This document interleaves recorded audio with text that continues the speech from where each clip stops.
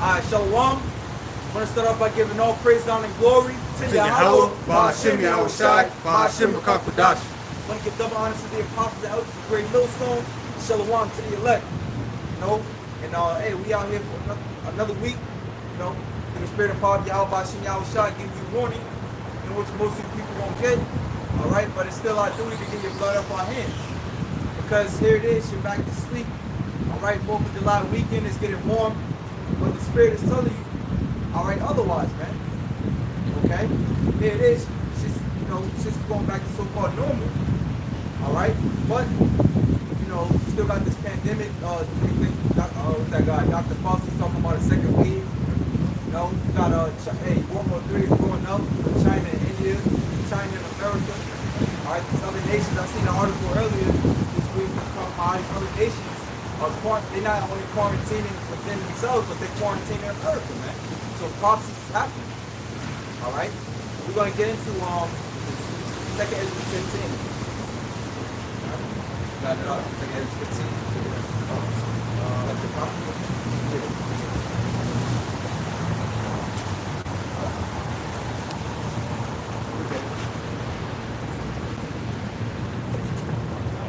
Because these things are gonna hit suddenly, man. This is 2nd Ezra, chapter 15, verse 1. Behold, speak thou in the ears of my people the words of prophecy, which I will put in thy mouth, saith the Lord. Right, that's really the only thing that's making sense right now is prophecy. Because it's happening, we're speaking it. Okay? It says, verse 2, and cause them to be written in paper, for they are faithful and true. Fear not the imagination against thee, let not the incredulity of them trouble thee that speak against thee. For all the unfaithful shall die in their unfaithfulness. Behold, saith the Lord, I will bring plagues upon the world, the sword, famine, death, and destruction. Right now, in the spirit, we read the scriptures and we talk to read between the lines. Now, the fact that the scriptures say, they're not those that basically that are unfaithful, because there will be a point in time to where things will seem like it's going back to normal, but it's really not. The scriptures in 1 Thessalonians, it says that the scriptures in 1 Thessalonians speaks about how the Lord will come today. Don't speak that to others, man. Because though they say peace and safety, you got set of destruction. It says, behold, saith the Lord, I will bring plagues upon the world, the sword, famine, death, and destruction. Right, so the Most High is going to bring all these things upon this place. The sword, all right, you already see, I seen an article maybe about 3-4 weeks back that speaks about how Trump, he actually, he had, I forgot what's that, this executive order that Trump can override the president can override the governors in implementing martial law. Right. If it gets too hectic with the I think it's the Insurrection Act. Yeah, the Insurrection Act. That's right. If it gets too hectic with these riots, man. And it said what, the sword, famine, all right? If you go into different stores, like I remember the President Bar, he was talking about going to the Whole Foods, to where there's a lot of these shelves that are continuously being empty, and everywhere you go. You go to Home Depot, same thing. I'll read it for you. The Insurrection Act, Trump is enacting the Insurrection Act of 1807, is a United States federal law that empowers the President of the United States to deploy U.S. military and federalized National Guard troops within the United States in particular circumstances. Right, exactly. So Esau's going to, he's going to push to where this is that particular circumstance. Things are getting bad. We got to get things back in order. All right. Yet it's still, this devil is implementing all this stuff. All right. Because here it is, we're in the middle of a pandemic, but it's the middle of the summertime. See, we smoking things back up. People are going to inevitably go back out. They're not going to social distance. All right. The beaches are overpacked. All right. You got this July 4th. Everybody's going to the beaches now. So this is going to be that that particular situation.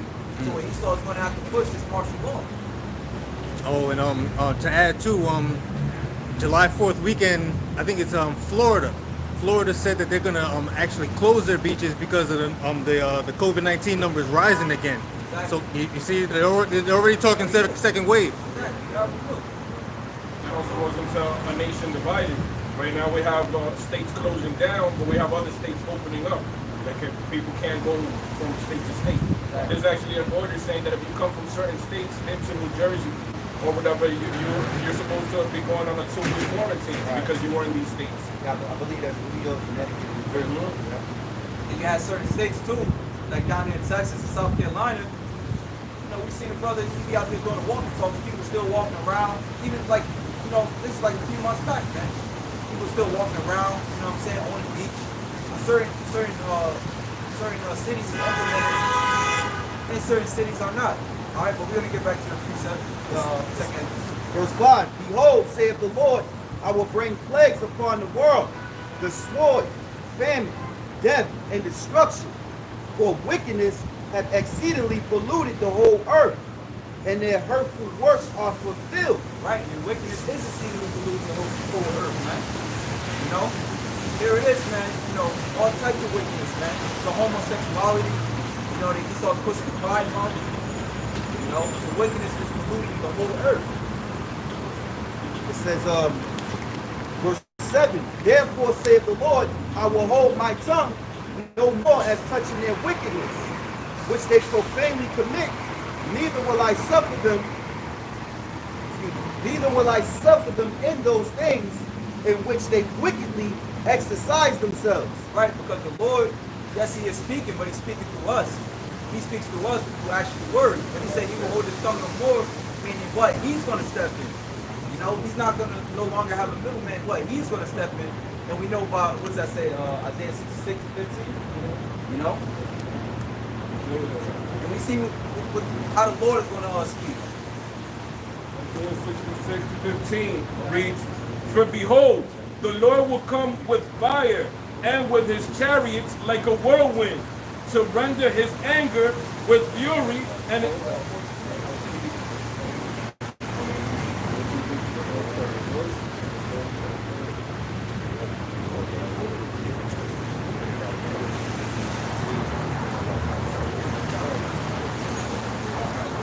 Isaiah 66 and 15. For behold, the Lord will come with fire and with his chariots like a whirlwind to render his anger with fury and his rebuke with flames of fire. Right, man. So that's how the Most High is going to open his mouth, man. The scriptures say, in 2 Ezra 13th chapter, when he spoke, it was as fire. Basically, when he spoke, it was fire coming out of his mouth, man. Because along with all the destruction that's happening, the chariots are going to get busy as well, man. And the Lord is going to be amongst them. As it says, it was Psalm 68, 17, I believe. For by fire and by his sword will the Lord plead with all flesh. Right, and when you look up that word plead in the Hebrew, it means to judge. So how the Most High is going to judge all people, all right, he's going to bring fire. You know, he's going to bring fire, man. You know, on top of the fires, on top of the race wars, on top of everything that's already happening upon earth. That was it. And the slain of the Lord shall be many. Right, and the slain of Yahawah BaHaSham Yahawashi shall be many. All right, there's not going to be any peace that comes to this place. As a matter of fact, we're going to grab, before you grab Matthew 24.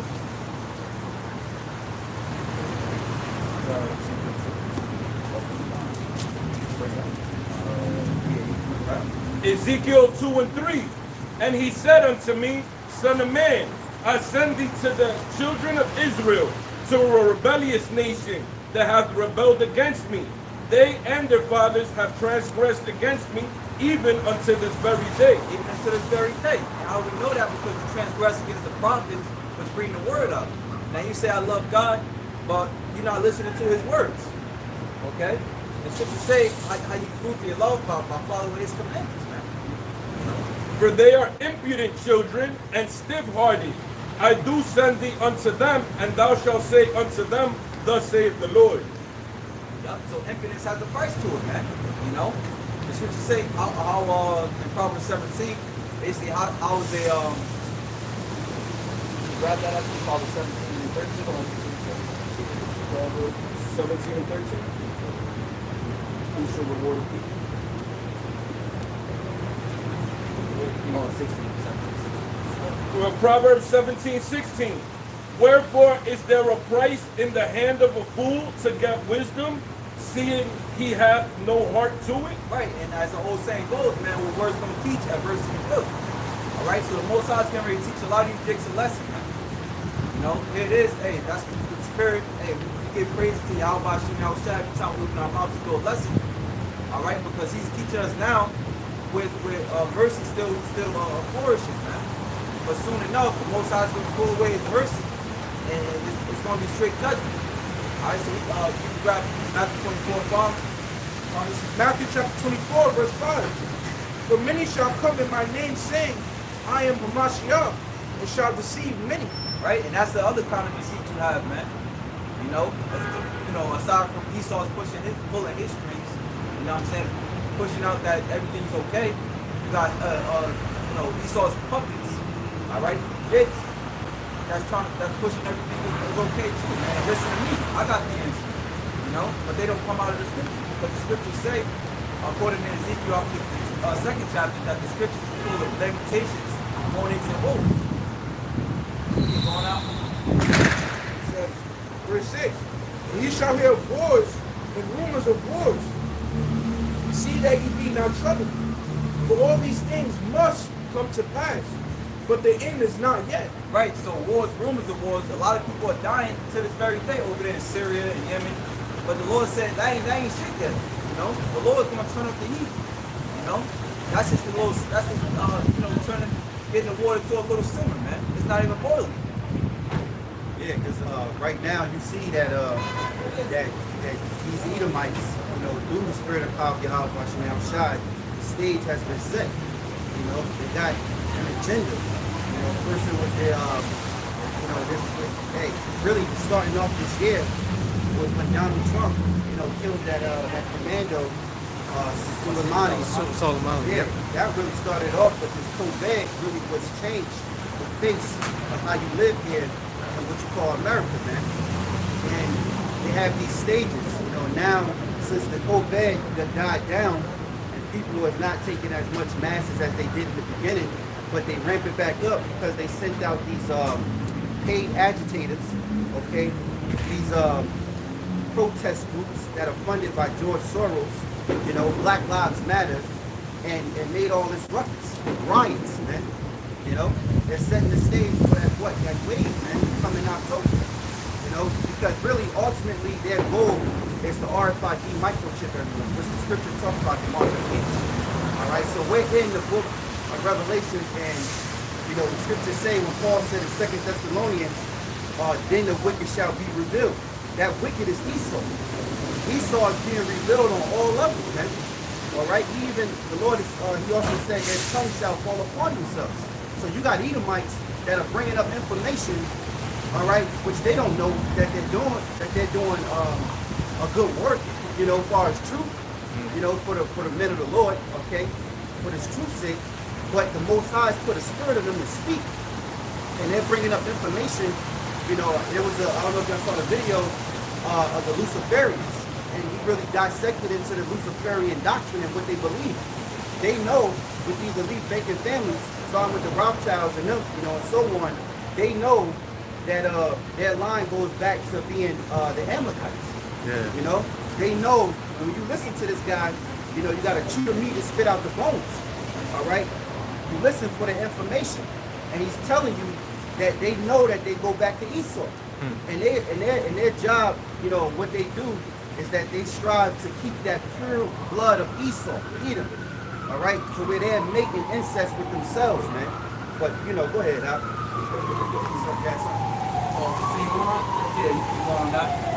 Verse 7. For nation shall rise against nation, and kingdom against kingdom.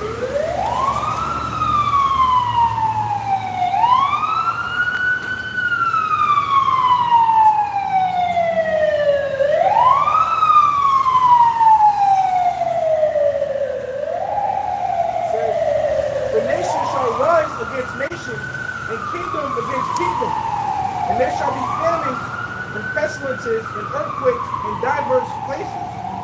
All these are the beginning of sorrows. then shall they deliver you up to be afflicted and shall kill you. Right, so that's step number 2, man. That's the next thing that we gotta look forward to, man. Is to be delivered up to be persecuted. You know, because in the grand scheme of things, Esau is going to push as if, hey, we was a part of Black Lives Matter, you know, which I can kind of see that because here it is, you got IUIC, these different other groups out there, you know, marching and protesting and you know, being amongst that stuff, man. You know? And hey, Esau already pushed us off as Islamic groups, man. So it's just plain to see. You know?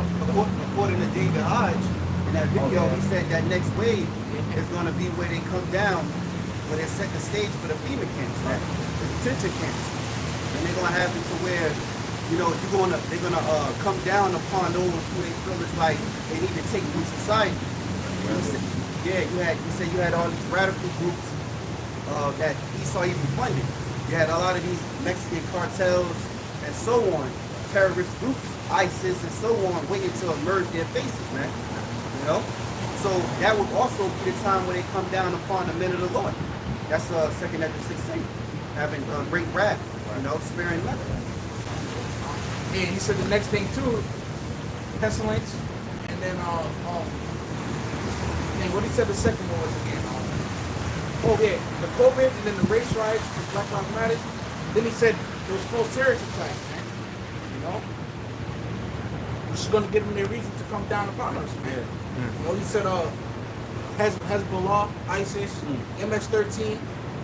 But of course, you don't want to talk about us, man. You know, but you know we in there as well. We're the most important ones on the scene, man. We're spending probably Yahawashi. Oh, hey, and may I add on the domestic terrorism on a small scale, what they're doing right now, you see how they're building up the narrative by taking down the statues, like the statues of like Cristobal Colon and things like that, and you're seeing now how it's changing to statues of so-called Jesus Christ now. You know that? Right. How you got BLM suggesting that Catholic churches and these Edomite churches take down the thing, and they're going to start doing the same thing. So they're moving it to that side of religion where you could point it at, where you could group us into that, you know? They just, downtown North, they took down, well, Ras Baraka, he allowed them, that's how you know the governments are in on it. You know, they're nothing but little men, man. That's to play their position, to bring forth this new world order, okay? One world government, one world currency, and one world religion, man. This is playing out, all right? Now, he had ordered he used a machine, you know, a crane type machine to take down the Christopher Columbus statue. And he said the reason why he did it was because they was going to take it down anyway. So instead of them coming in riots and breaking it down, he took it down for them. But I thought Trump said that it's going to be a harsh penalty for vandalizing and taking down the statue. Right. You know? Right. You mean to tell me the governor and the mayors are against the president? Right. You know? I got a quick precept.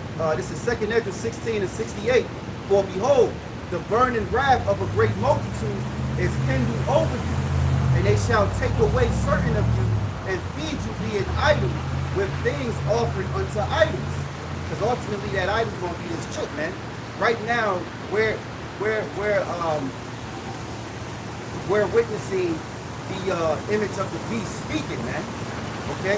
Even right now, when these people walking around with these masks are giving life to the image of the beast, okay? Which ultimately is going to be, you know, this biometric system, all right? Because the beast goes back to the ancient Roman Empire, their power structure. But during the time, you know, when you read Revelation 13, it says, but his head, he was wounded, but, he was wounded, but he healed. But yet he healed. Because why? This ain't nothing but the ancient Roman Empire once again. Everything of their foundation and structure, it applies today, but except for it's more moderately. Today, they have this new thing where they want to put technology inside human flesh, all right?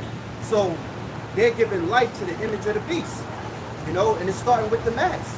And eventually, you're going to have to take a chip. Also, too, what's giving life to the image of the beast is these digital vaccines, man. All right, putting you on a power grid, if I'm saying that right, power grid to be located in GPS with a supercomputer, man. You know, but it's Read from the top again. Okay. Verse 68, for behold, the burning wrath of a great multitude is kindled over you, and they shall take away certain of you, and feed you being idle with things offered unto idols. And that's also how we know that they're going to shut down the country once again. I'm saying they shut down, was that Florida, I believe in Texas, you know, the restaurants went from 75% to 50% in which you can dine in restaurant, you know, but when that COVID-19 second wave hits tremendously as it did the first time, as really more so than the first time, they're going to shut down the country once again, you know, and it says he's going to feed you being idle. Now I looked up that word idle. Idle means, quick Google definition, avoiding work, lazy, not working, unemployed, characterized by inaction, meaning no action, or absence of significant activity, without purpose or effect, pointless, spend time doing nothing, be idle, move aimlessly or lazily, run slowly while disconnected from a load or out of gear. You know, so this COVID-19 is what? Putting people out of business, man. It's putting companies out of business, small companies out of business. It's allowing people to get laid off. You know, it's causing people to be what? Idle. Causing people to have what? Cabin fever. You know, and when people are at such a weak point, you know, you provide a so-called solution, which is going to be that chip. People are going to run to accept it, man. You know, if people, I can guarantee, in order for the next stimulus package, you got to take this chip in order to receive it, man. And that's what, and that's what these people are going to do. The scriptures say, woe unto them who go down into Egypt for help, man. So what? Death and destruction is going to fall upon you, because why? You lean not unto the Lord, but you lean upon your own understanding and receiving that chip, which is the mark of the beast, of which the Bible speaks of. And we know the judgment for you taking that chip. Revelation 14, 9 and 10, man. You're going to be destroyed by way of fire and brimstone. You know, so we know your plans by way of the scriptures. That's why these devils are going to send out these contractors to get rid of us, to attempt to get rid of us, you know, before they start issuing their agenda. Because they can't have guys like us with this information, you know, when they're trying to implement their particular agenda. What brother speaking about goes back to the Project Mojito. You know, within that document, you know, they classify certain groups to be so-called terrorists, man. All right, and it said they had the red list, blue list, yellow list, and it was said that the red list, you know, they would either terminate on sight. All right, the blue list would be captured before they declare martial law, and the yellow list would be just re-educated. You know, they will be putting these re-education camps. And within that video also, that woman, Lisa Haven, she was speaking about how in China, they got something called re-education camps. She made mention of Hitler, how he had concentration camps, you know. And look, when you look up, last night I was looking it up, you look up FEMA. And when you look it up in Google, the definition of it tells you that, well, maybe I put FEMA camps or just FEMA, and it tells you that this is a conspiracy. As it says something around, let's probably look it up. It says something around that FEMA camps are a conspiracy from conspiracy people. You know, but really it's a fact. Okay, you know, it's nothing for these military troops to go into these empty buildings and schools and to turn them into a concentration camp. You know, they just love changing the names up, man. But it's the same damn thing. All right. But as the brother was saying that, he brought up that definition of idle. You know, it makes perfect sense. You know, for you to be idle, you know, so that you could be home. So it makes their job a lot more easier to find you. You know, but none of us is chick, man. You know, so they would literally have to stalk you and watch you on your every day just to capture you, man. To kidnap you, because that's what it is. And remember, Barack Obama, he passed a law called the NDAA, National Defense Authorization Act, for where they could detain you as long as they want. And these laws are in effect, all right? They're in the books. These are laws, man. All right, so they've been setting the stage, man. So that idle, with you being idle, is making it easier for them to come while you're idle, man. Okay? You know? The thing about them saying about conspiracy is that the Bible itself goes into how there is a conspiracy. Like I got the definition, a conspiracy said a secret plan by a group to do something unlawful or harmful. Right. I mean, literally, the scriptures talk about the secret council, Right, the right. the insurrection of them doing it, just setting up snares privily. So that there is a conspiracy and it's a biblical thing. Right. And you know, and you can tell that, you know, these are the plans because the Most High is allowing it to manifest, man. You know, for years our apostles and elders here at GreatMillStone been teaching about the mark of the beast for years, man. All right. And now you can clearly see. Did y'all see the report that in Michigan, there's a woman. I think her name is Kyle. Whatever her first name is, but Kyle. She basically she wrote a bill. I guess I think it was a bill. Don't quote me. But she wrote up something basically saying that she want to leave the microchips out for volunteers. Oh, You know? yeah. And not only in Michigan, but in Indiana. So if workers want to be, if workers want to get a microchip, if they voluntarily want to, they can. You know. So they're not holding back anymore. Their goal is to RFID microchip everyone in the world, man. Okay. The Psalm chapter 83 verse 1. Keep thou not silence, O Yahawah. Hold not thy peace and be not still, O Yahawah. For lo, thine enemies make a tumult, and they that hate thee have lifted up the head. They have taken crafty counsel against thy people. And that's those Edomites, man. That's these elite banking families, the Rawchaas, man. All right? All of them, man. The house of Esau. They have took a crafty counsel against the Lord's hidden ones, man. Which that is the elect. All right? And you can see the elect because they're starting off with the prophets. Okay, the 144, they're out teaching. They're prophesizing. And Esau can determine, he may not know exactly who the elect is, but he damn sure knows that that brother teaching has nothing to do with his agenda. So he's an enemy, man. Okay, so in Esau's mind, he's looking at you. He's looking at you saying, well, you got to be of the Lord's elected. You know? Because why? You're teaching contrary to everything that he do. The scriptures talk about how we were made to reprove his thoughts. So if you were made to reprove his thoughts and you're speaking the truth, you know, bringing out the prophecies, speaking the true name of the Lord, Yahawah, Yahawashi, all right? You breaking down the strongholds through the Qadash, the Holy Spirit of the Lord, all right, through the word, then you're made to reprove his thoughts, man. You know, that word tamod in the Hebrew means hamar, which means to growl, roar, or to be, it says to be in an uproar. It says, they have taken crafty counsel against thy people and consulted against thy hidden ones. And who's the people? The people are the Israelites, man. You so-called Negroes, Latinos, Native and Seminole Indians. These Edomites have taken crafty counsel against you, and that stupid ass Black Lives Matter shit was a kick in your back, man. Using you, all right, to bring forth his agenda, man. That's how you know Jake is stupid, man. Word. Look, Lord said, my people are shot as children, man. Stupid. Because here it is, and especially got the woman, the black woman leading you, okay? She gonna make a deal with the serpent, man. You know, the three-headed monster. You know, she's a three-headed monster with the serpent. She's just equivalent to him. All right, the three lesbians, man.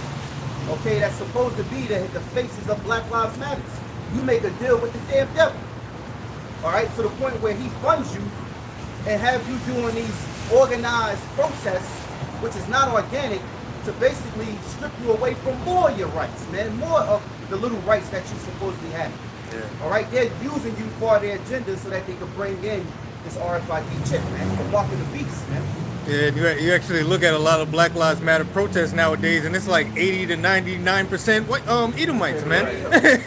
There was one where the Apostle Tahar put up the video where it was like, yo, the nigga woman is stupid as hell, and you got the one nigga woman there, and 150 Edomites, man. And it's just like, yo, what the hell are you doing talking about Black Lives Matter, man? Hey. There's a clip with Malcolm X movie. I don't know if brothers saw it. No, not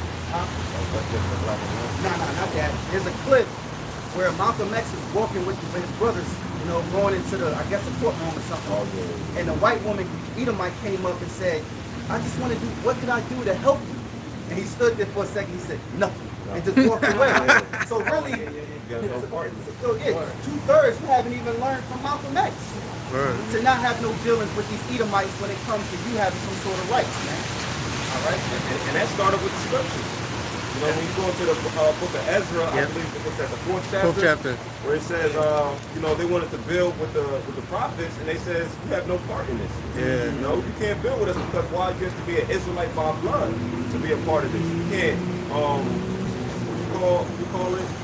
You get into another religion, convert. Yeah, you can't convert. You can't convert into this to this truth, man. You have to be born by the belly, as the scriptures say. But just to finish off the scriptures, it says verse 4. Well, let me read 3 again. It says, they have taken crafty counsel against thy people and consulted against thy hidden ones. We're hidden because Israel don't know that they're Israelites. They still call themselves black. You know, hence Black Lives Matter. You know, so what they constantly putting that negative vibration out there, you know, that's the attempt of the Esau to set us back. You know, but the vibration of positivity, which is this truth, trumps that. You know, because we're global, man. Through the spirit and power of BaHaSham, Yahawashi. It says, verse 4, they have said, come and let us cut them off from being a nation, that the name of Israel may be no more in remembrance. And it worked to a certain extent. But that's why the Lord had to stir up our pure minds by way of remembrance, though we once knew this. So this devil didn't think we would wake back up to this truth, man. They thought we wouldn't wake back up to our true nationality, man. So that now we see them throwing all types of monkey wrenches, you know, trying to disrupt the Lord's prophecy. But it's going to be to no avail, man. It says, verse 5, but they have consulted together with one consent.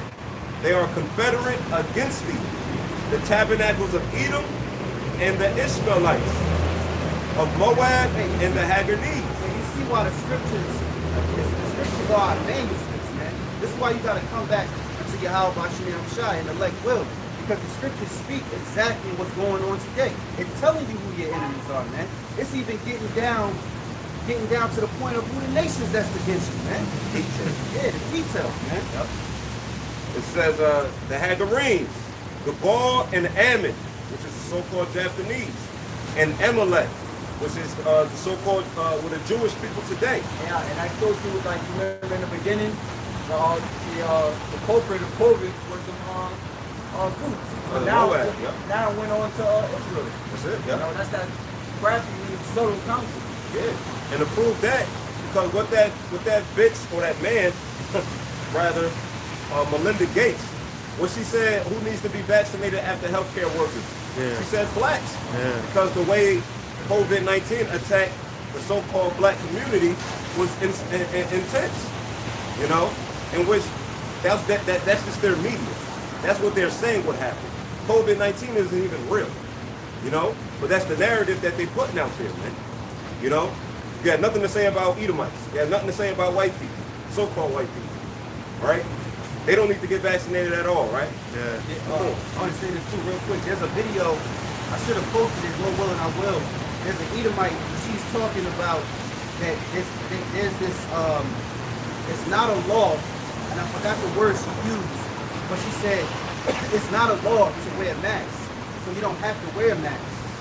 She said, but, you know, it's required to wear masks when you go into these, you know, occupations or jobs and sort of like that, right? But she said that she was reading down the list, she said that she was offended by it. But through the spirit, when she was breaking this down, I was like, that's because they're setting Jake up for that okie doke. They're setting Jake up for that destruction.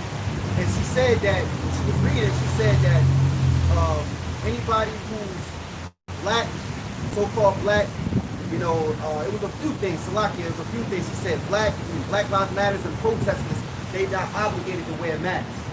And she was offended because she was like, why is it that they're not obligated to wear masks and I have to? And she was like, I'm a Caucasian, you know, such and such, but why do I got to? She was looking at it wrong. They're setting Jake up for that great insurrection. And they know Jake, you gotta understand, Jake neighborhood, most Jake is on high blood pressure, diabetes, dialysis, Jake killing each other. So of course their mortality rate in Jake neighborhood is going to be high. But you know, Esau will put it to where, okay, every little symptom that a person has is attributed to COVID. COVID-19. You know? Yeah. Hey, and don't be fooled, man. This C-19 virus is a hoax. Hey, it's a hoax, man. It's blown out of proportion, and it's not as worse than receiving the flu. You know. Real quick, I got a quick precept because the brother brought it out. You know how even in the scriptures back in the time of Joshua, all right, Jeshua, okay, that they wanted to build with us. All right, so this is Ezra chapter 4, verse 1. Now, when the adversaries of Judah and Benjamin heard that the children of captivity builded the temple unto the Lord Yahawah, God of Israel, then they came to Zerubbabel and to the chief of the fathers and said unto them, let us build with you, for we seek your power, as you do. Don't that sound familiar? It says, and we do sacrifice unto him since the days of Ahasahat. How you say this? Ahazadon.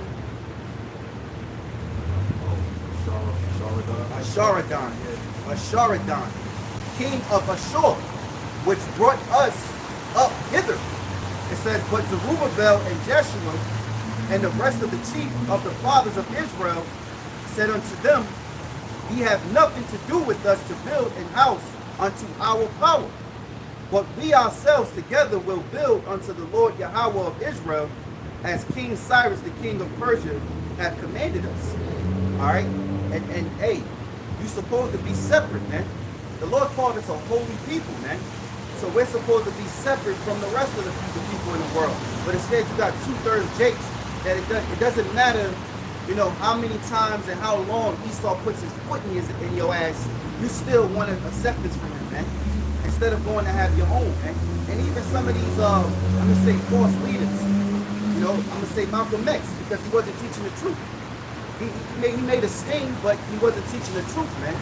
All right, they should have learned from them, because they were speaking some sort of upright conversation, man. All right, when it came to dealing with our people, but they just didn't have the truth. They didn't believe in Yahawashi and Yahawashi, man. You know? Hey, the scriptures say the Lord don't change, man.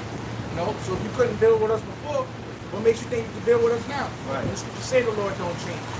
See, and everybody knew our history, man. You know, they knew that the Most High split the Red Sea for us. And when they heard we were building, they wanted to try and reap our benefits, man. They wanted to try and partake in our blessings as well. Oh, that speaks upon Romans in the 9th chapter, man. Everything that we're going to get. Well, some of the things that we're going to get is summed up in Romans 9, man. All right? The glory, the covenants, the giving of the law, the promises, the service of the Most High.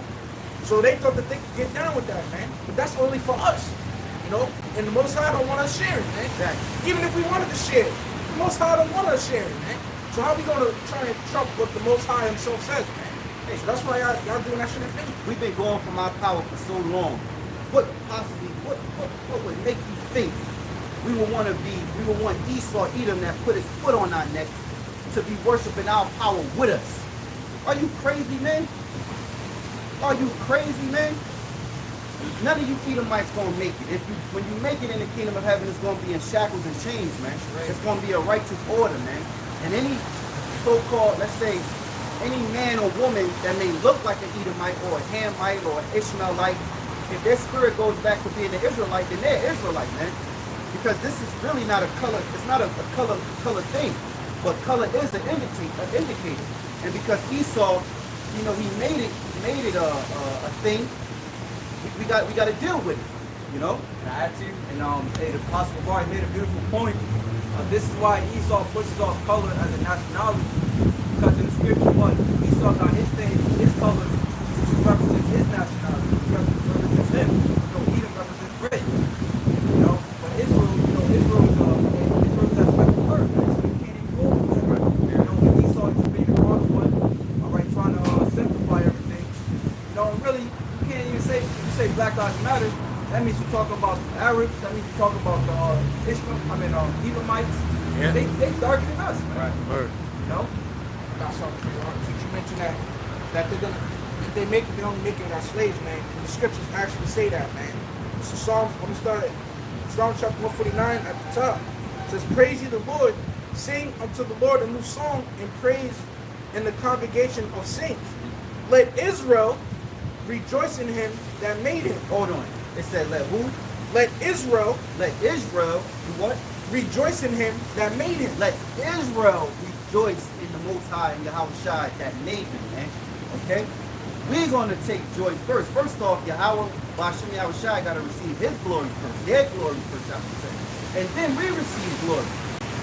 None of you Edomites on this side, man. All right? You might be the prophet call you a two-time loser. You're not going to win on our side, man. You can cry and walk with the group and the Black Lives Matter things. That shit is bogus, man.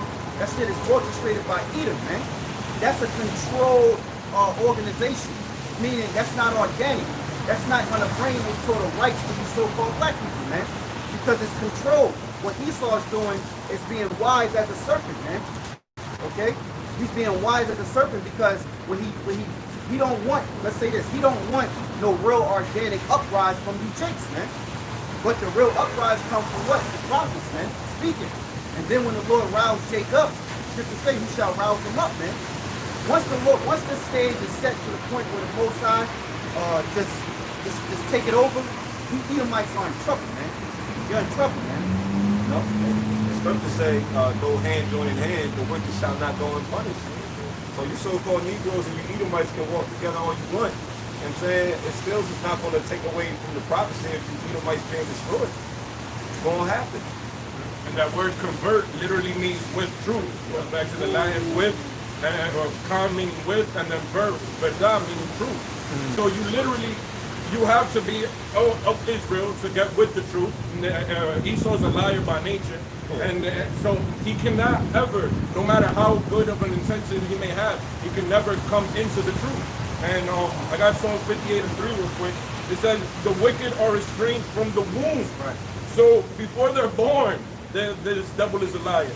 The wicked are estranged from the womb. They go astray as soon as they be born, speaking lies. Hey, real quick, there was a video clip the other day where an Edomite baby was, they had him in his playpen. But the playpen was where he could stick his arms through the poles. And it was a toy he wanted. And his mother, the Edomite mother was filming him, and he was crying like, trying to reach it because he couldn't get it. And then she was like, "Are you playing with me?" Then he started laughing. So the baby was lying. Oh, right. Wow. And I Look thought at that's that. scripture, man. No, it's funny that you said that because I saw another video similar. It's like it was a little Edomite. I guess she ate some cookies, and the mom was asking her about it, and she came out and said that it was a black guy. Right. Eventually, she said, Wow. So she laughed about it. So already they're being indoctrinated since real little. Right. That when if they pry, push comes to shove, blame it on Jake. It's in their spirit. Yeah. It's in their spirit. The accuser of our brother. Oh my God. Psalms 149:2. Let Israel rejoice in him that made him. Let the children of Zion be joyful in their king. Let them praise his name in the dance. Let them sing praises unto him with the timbrel and harp. And that's how you know that's Jake, man. Let them praise the Lord in the dance. Who praises the Lord in dances, man? Yeah, They man. do it on a carnal tip in these black Baptist churches. But they got the zeal, man. They got the zeal, but they don't got the knowledge. But they be in there cutting up. They got the wrong knowledge, thinking that the cutting up is the Holy Ghost, which is not. They're in there faking convulsion. But you see that zeal there, man. Yeah. All right, and Jake dance, man. So when we're praising and happy, you gonna dance, get down, man. Hey, compare it to like the Catholic Church, man. They're in there, all you got the guy, and then everybody's there, all silent, it's all boring. Yeah, everybody going to sleep. Right.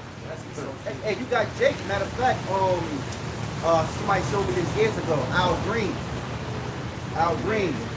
is a pastor.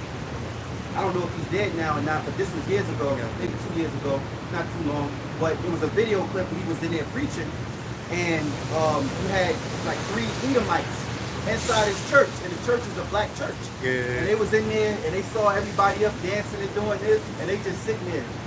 But they wanted to get involved. You could see it in their spirits, but they just didn't have the spirit to do it. What are they doing in there anyway? Right. Trying to praise until what? Our power, man.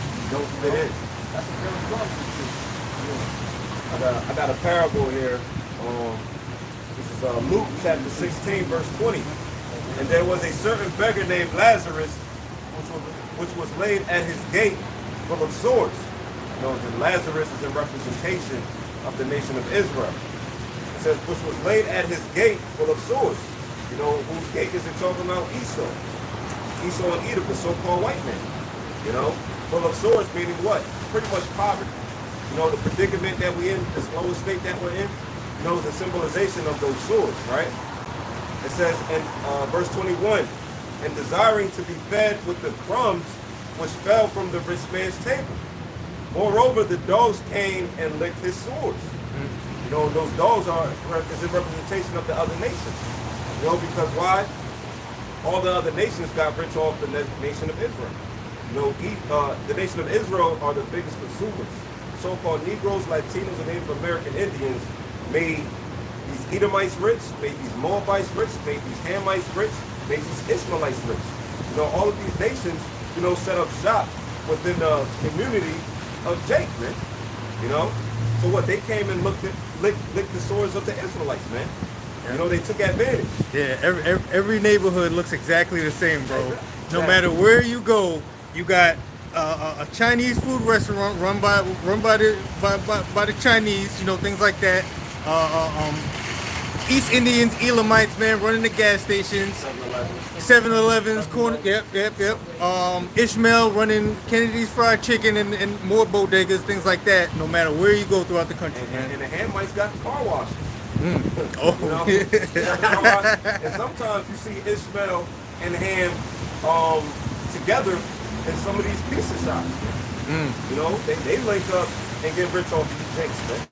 That's the love. That'll be side on. Yeah. Just to, also to a precept to that, you know, proving that those dogs that represent the other nations is Exodus chapter 11 and verse 7. It says, but against none of the children of Israel shall a dog move its tongue against man or beast, that you may know that the Lord Yahawah do make a difference between the Egyptians and Israel. Yeah. It's a difference, man. We're not all the same. We're not all equal. Going back to this Black Lives Matter, these people are fighting for equality. You know? People are fighting. You need to be fighting for revenge, man. You know? That's why the scripture, that's why the time is coming to where the Lord's going to send forth hunters, man. Because that's where the true revenge is going to take place. You know? And it's a way just to keep so-called Negroes docile, man. But verse 22, Luke 16 and 22, it says, and it came to pass that the beggar died and was carried by the angels into Abraham's bosom. The rich man also died and was buried. So what? Now, here it is, the Israelites passed on and Edom passed on, right? Verse 23, and in hell he lifted up his eyes, being in torments, and seeing Abraham afar off, and Lazarus in his bosom. And this is the kingdom of heaven. You know, it says, and in hell he lifted up his eyes, so he woke up and he was in hell. You know, the kingdom of heaven, for which the Israelites is going to be ruling, is going to be these Edomites' hell, the so-called white man's hell. Right? It says, and he cried and said, Father Abraham, have mercy on me and send Lazarus, that he may dip the tip of his finger in water and cool my tongue, for I am tormented in this flame. But Abraham said, Son, remember that thou in thy lifetime receivest thy good things, and remember, Zakar, and likewise Lazarus evil things. But now he is comforted, and thou art tormented. You know, so what? Edom can have anything at his beck and call, man. He can have the finest foods. You know, he has the gold, he has the silver, he has all the resources. You know, he possesses the people. He owns all of the real estate. You know, he has everything, but you know what? That's not enough. He wants your soul. He wants to Shang Shu Shang you, man. You know, he wants to take your soul by way of the microchip. You know, and that's the fairness of the Heavenly Father. You know, the scriptures say, let Edom, let favor be shown unto the wicked, yet he will not learn righteousness, man. You know, so we're in a time now to where Esau is being shown favor, however, he's still not able to get right. You know, so what? The time is going to come to where we're going to trade places. So we know that Esau is going to beg for mercy in the kingdom. First and foremost, he's going to be hard-headed, but once we beat him into subjection, he's going to start begging for mercy. You know? And guess what? Let's say the scripture, you're not going to receive mercy, man. Why? Because you showed no mercy. You know? You got your good things on this side, so what? We're going to receive our great things when the kingdom of heaven is established. Verse 26, it says, and beside all this, between us and you, there is a great gulf fixed. Meaning what? A separation, a difference, right? It says, so that they which would pass from hence to you cannot, neither can they pass to us that will come from thence. And that movie Elysium showed you that, man. You know, when them Edomites, you know, here it is, they had their space stations, you know, they had their healing centers where they could pretty much live forever. And you had Jake at the bottom, you know, suffering. But at the end of the movie, what? You saw a trading of places, you know, happening, right? It says, verse 27, then he said, I pray thee therefore, Father, that thou wouldest send him to my father's house. For I have 5 brethren that he may testify unto them, lest they also come into this place of torment. Abraham said unto him, they have Moses and the prophets, let them hear them. And he said, nay, Father Abraham, but if one went unto them from the dead, they will repent. And he said unto them, if they hear not Moses and the prophets, neither will they be persuaded, though one rose from the dead. You know, that goes to show, you know, you Edomites, when the kingdom of heaven is established, no mercy is going to be shown unto you, man. The only mercy that you're going to have is being burnt off the face of the earth after 1,000 years, man. You know? I see on this, right? Psalms 149, tying right in, right? Psalms 149 and 4. For the Lord taketh pleasure in his people. He will beautify the meek with salvation. Hold on, now, can you read that again? Slower. It says, Psalms 149 and 4. For the Lord taketh pleasure in his people. It says the Lord taketh pleasure in his people. He didn't say all the people of the world. He said his people, man. But yeah, exactly. Picking up words out my mouth. Possessive. All these college graduates and everything, everybody forgets. You know, you've been reading from kindergarten to college, but everybody forgets how to read when it comes to the Bible. Right. Context, yeah. You got to read with the context. It says, hey, that's a cut on these guys that go to these theologians. Yeah. You know, you go to these, what was it, a week ago? Brothers in Baltimore had an exciting camp, man. Yeah, these guys come up with this theologian study. You know, they were studying in this theologian school system of the Bible. You know, being taught by Esau what the scripture said. You know? It says, he will beautify the meek with salvation. Let the saints be joyful in glory. Let them sing aloud upon their beds. And that's another key word. By reading with this context, it says the saints. That's how you know the saints are the Israelites, man. And there's plenty of other scriptures to prove that the saints are the Israelites. Yeah, even that verse that says the meek, so there's a separation. It says, let the high praises of the Most High be in their mouth. Oh, it said, let the high praises of Yahawah be in their mouth. Is it there? Is it their mouth? It means everybody. Yeah. The Lord wants to see his people, the ones he has chosen to praise him first. Then you other nations going to praise the Lord when you're under obedience. And that obedience is going to take some time, because you're going to have to, you know, drill it by generation like Esau did to us. Yeah. You're going to have to drill it by generations for you to worship Yahawashi Yahawashi. You know? We gotta roll you with a rod of iron. You know? We gotta beat you into subjection. Just like you crack the whip, we gonna crack the rod of iron, man. You know? Now, mind you, we're speaking when Yahawashi comes. All right? This is not going to take place until Yahawashi, who the world ignorantly call, UFOs coming. You know, or they say, you know, aliens. Yahawashi is not an alien. Okay, he's Yahawashi. He's Savior. He's deliverer. Deliverer of whom? The elect of the Israelites. So when the Lord gets back, he's going to start it off by putting you heathens, starting with your Edomites into captivity. All right? Scriptures talk about our warfare is not carnal, man. So we're not taking up arms. We're not terrorists. We're not blowing up any buildings. We're going to wait for Yahawashi and Yahawashi patiently, man. Even if we got to suffer to death. We know that these things are going to come to pass, man. You know, because, you know, these demons, they like to screw every damn thing up, you say. Because they're demons. Yeah. Scoffers, man. Brute beasts. Brute beasts, man. Truth is really enough, man. You know, it is. You speak the truth of the matter. You know it's true, but you try to hide behind your lies.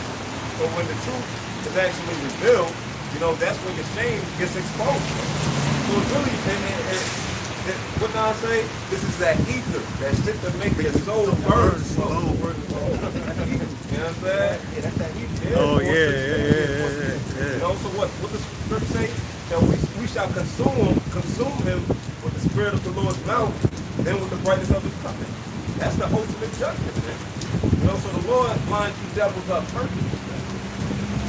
It says, rest of it, man. And that was all, going into how the kingdom is going to be, man. But here's how it's going to be for you either. Right? It says, let the high praise of the Most High be in their mouth and a two-edged sword in their hand. And why would the men have to have? Why would the men of the Lord, the chosen men of the Lord, the chosen people of the Lord, starting with the elect, will have to have two swords in their hand, two-edged swords, man? Why? I thought we were supposed to love one another, man. I thought the Most High is all love. Why would this man need to have a sword in his hand? That's literally, man.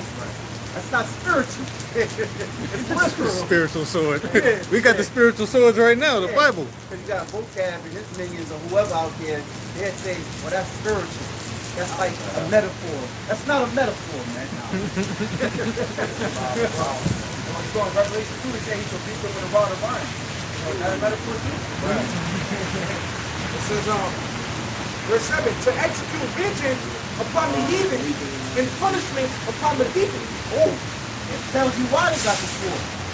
Here, look at Psalm 149. Look at 149. It tells you why the men of the Lord got the sword. That's why you got to read, man. Read that again, man. It says, let the high praise of the Most High be in their mouth and a two-edged sword in their hand to execute vengeance upon the heathen and punishments upon the people. So is that spiritual or literal? Let you figure it out. Esau did that to us to embed his law, statutes, and commandments into us. Right. I think you saw that in the movie Boo. And he said, say your name is Toby. Right. So it's the same way. We're going to beat you into submission, into your name, into the real law, statutes, and commandments. It says, to bind their kings with chains and their nobles with fetters of iron. That's slavery, man. Then you have us like that. We go one by one and shit. Fucking in the goddamn line and shit. Chain gang. Yep, our legs was chained up and our arms. Right? So now that's gonna be you. And we're gonna sit here, scripture say, thy son shall build up thy wall, talking about your heathen.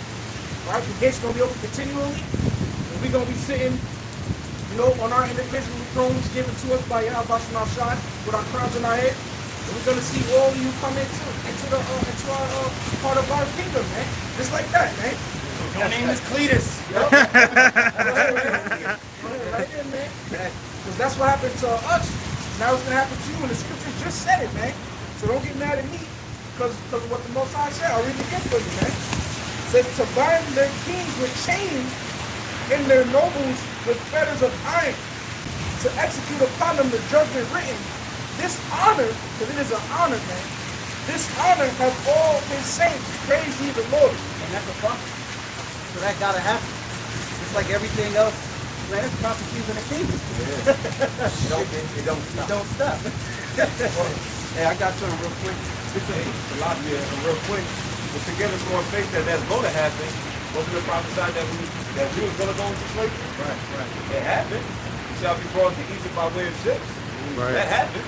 Right. So if the scripture say that you devils is going to go into slavery, guess what? Stay tuned. That's right. It says, Revelation 18:5, for her sins have reached unto heaven, and Yahawah have remembered her iniquity.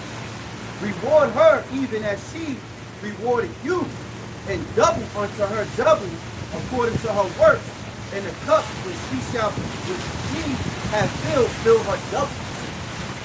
How much she hath glorified herself and lived deliciously.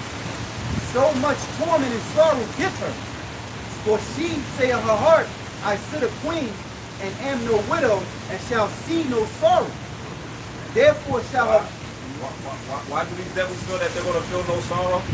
Because their inward heart is that their house shall continue forever. They never see themselves being in adversity, man. And that's because, you know, those demons, you know, on the left-hand side, you know, is selling them false dreams, man. To where they think they're going to be prosperous. You know, and that's how the Heavenly Father pray, man. You know, because here it is, you got these devils, these angels on the left-hand side, you know, telling the elites of the society that this is going to come to pass, and certain things have came to pass for them. So they think that they're going to be able to establish the New World Order agenda, having a population at 500 million, meanwhile being microchipped. They feel as though all of this is going to prosper. Yeah. In turn, it's not. Yeah. You know? Why? Hey, I want to Go start. Yeah, go start. Yeah, hey, I want to say something on behalf of the brother speaking. You Edomites going to realize that you're not in control. Exactly. All right? Because the Most High governs this world in the palm of his hand. All right? He ruleth in the kingdom of men. And that's why these things that he starts doing, he feel like he'll see no sorrow because he's controlling everything. Right. You think these elites are scared, man? They told it. They wanted this place to crumble. They want the dollar bill to crumble. So they can push in their digital dollar, man. And they're crashing the dollar. They're crashing their own kingdom, man. You see? And they're good. They think to be in good case because they're in control. Right. But when the stage is set and the Most High, what the Lord going to do, Yahawashi, he's going to take control over the situations, man. And that's when they're going to stand on their feet and look on every side, man. You know, and every arrow going to be pointed at this place, man. And then they're going to hide. Whether they hide it now, you know, because they really think that we're going to live in this time where we're going to be, because they practice the Talmud. You know, they practice that Talmud. Damn, I forgot how it goes. Block it, whatever. You know, because the least practice that Talmud, and that's the complete adversary of the scriptures, man, of Yahawashi, Rawchaa. Right. You know, and they think we're going to be living in this one world government, and according to their laws, not the Lord laws. You know, but y'all in the truth. Yeah. Another. The scripture say the powers of heaven shall be shaken. You know, so what? Who's that talking about? That's talking about the elite. Because why things are going to start not going according to the plan. Right. You know, the Lord's going to start making his chess moves to where you can't have a defense to it. You know?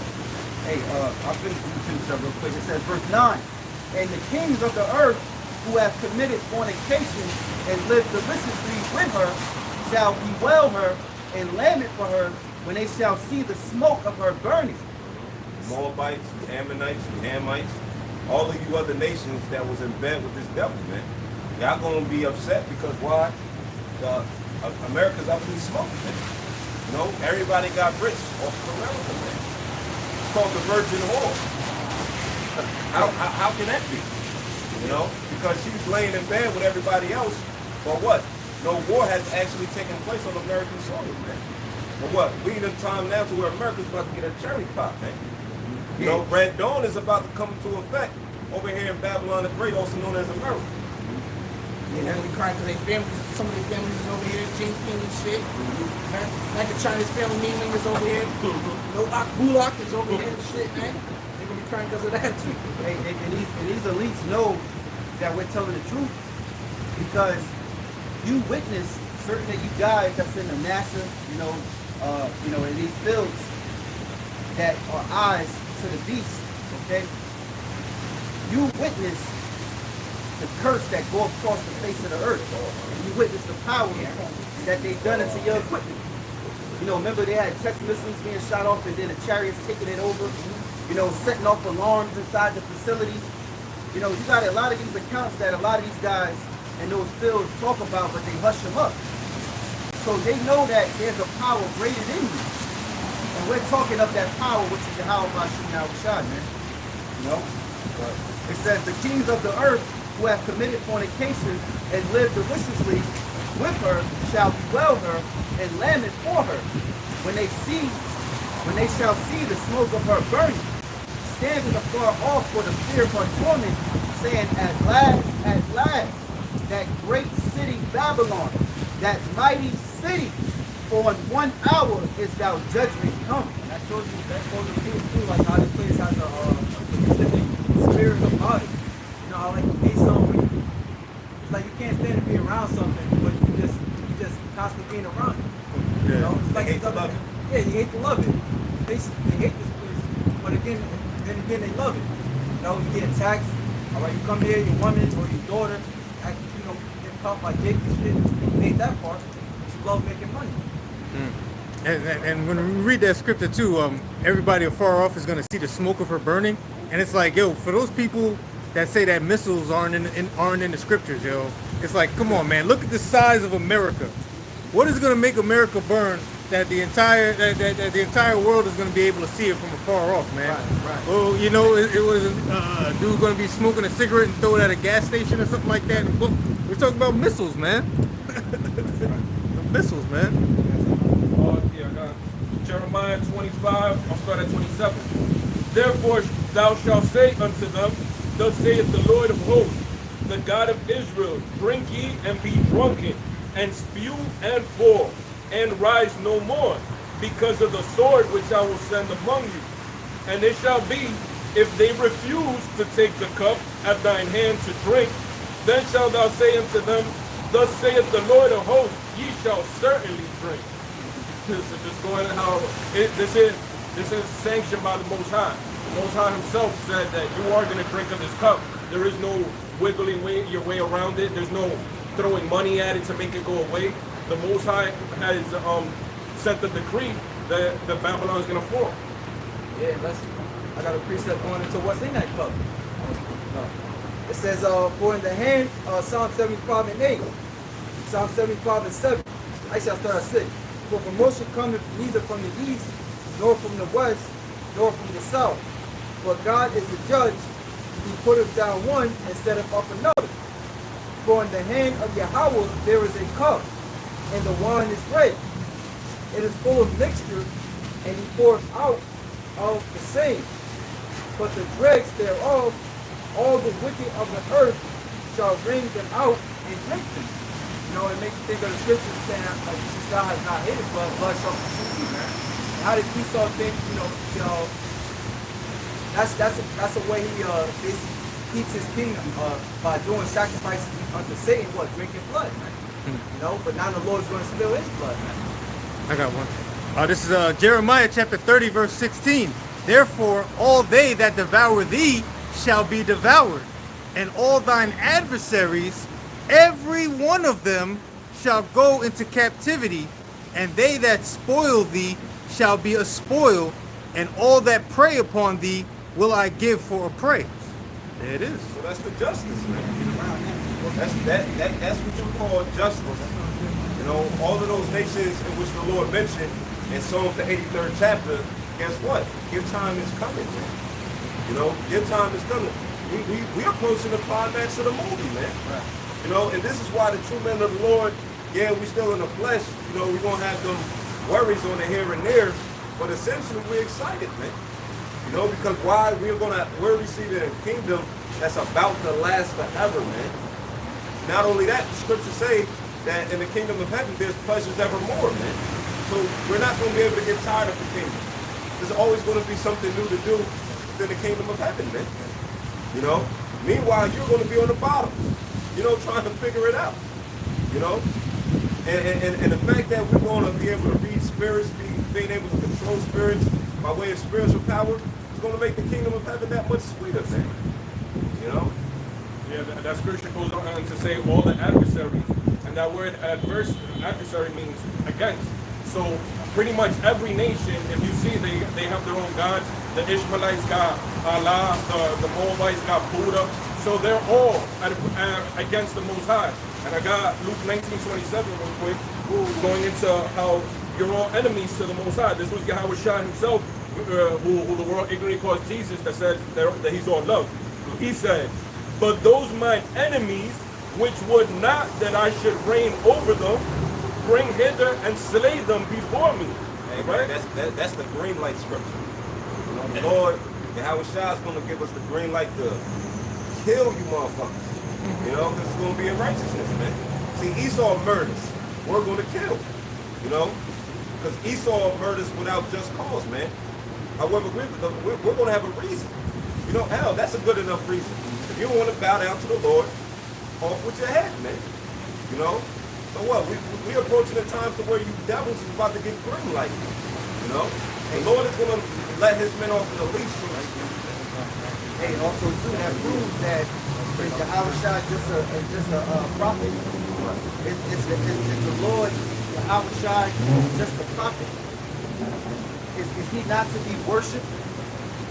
Can you read that one more time? Yeah. Luke 19:27.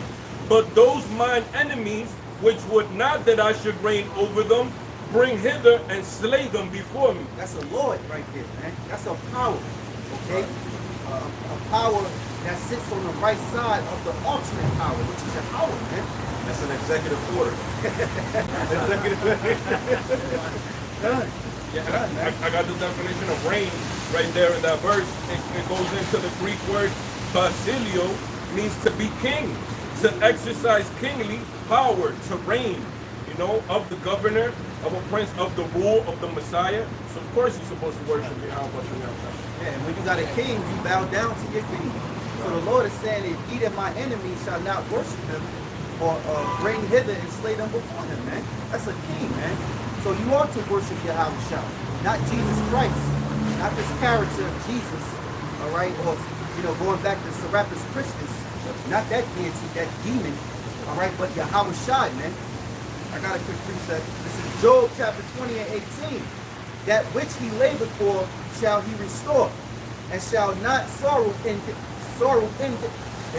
and shall not swallow it down. According to his substance shall the restitution be, and he shall not rejoice therein, because he hath oppressed and hath forsaken the poor, because he hath violently taken away an house which he builded not. Surely he shall not feel quietness in his belly. He shall not save of that which he desired. Which is what? A new world order, man. The devils are not going to be able to accomplish the new world order, man. You know? The Lord is going to leave you Edomites disappointed, man. Because why? You set your expectations too high. You know? So the Lord got to come in the midst of where you attempt that your new world order is about to be accomplished. Can I add to that? Because he just said, randomly taking away houses, man. Just for one example, of course, everybody knows about the Trail of Tears, man. It says at least 3,000 Native Americans died on the Trail of Tears. Check out 7 facts about this infamous chapter in American history. Cherokee Indians are forced from their homelands during the 1830s. And 3,000 of them died because you wanted to take their houses, man. So the scriptures are on point. I would say you violently take away houses. You can't hide from that, man. And you got to pay for that, because that's even number 35 and 33. It's like the Spanish conquistador, Hernan Cortez. He said that this devil. He said that he said me and my partners, like, we have a plague of the heart that can only be cured by gold. See? Cured by gold? Yeah, he said we have a plague of the heart that can only be cured by gold. Then greedy devil. Hey, you know what too, and another thing too is that we don't really get into a lot of the Spanish conquistadors, man, that conquered Florida, the Caribbean, and Central South America, man, because there was a lot of riches in there, man. You know, and the main reason why they had that Trail of Tears was because they removed the tribe of Reuben from Florida to Oklahoma. Okay.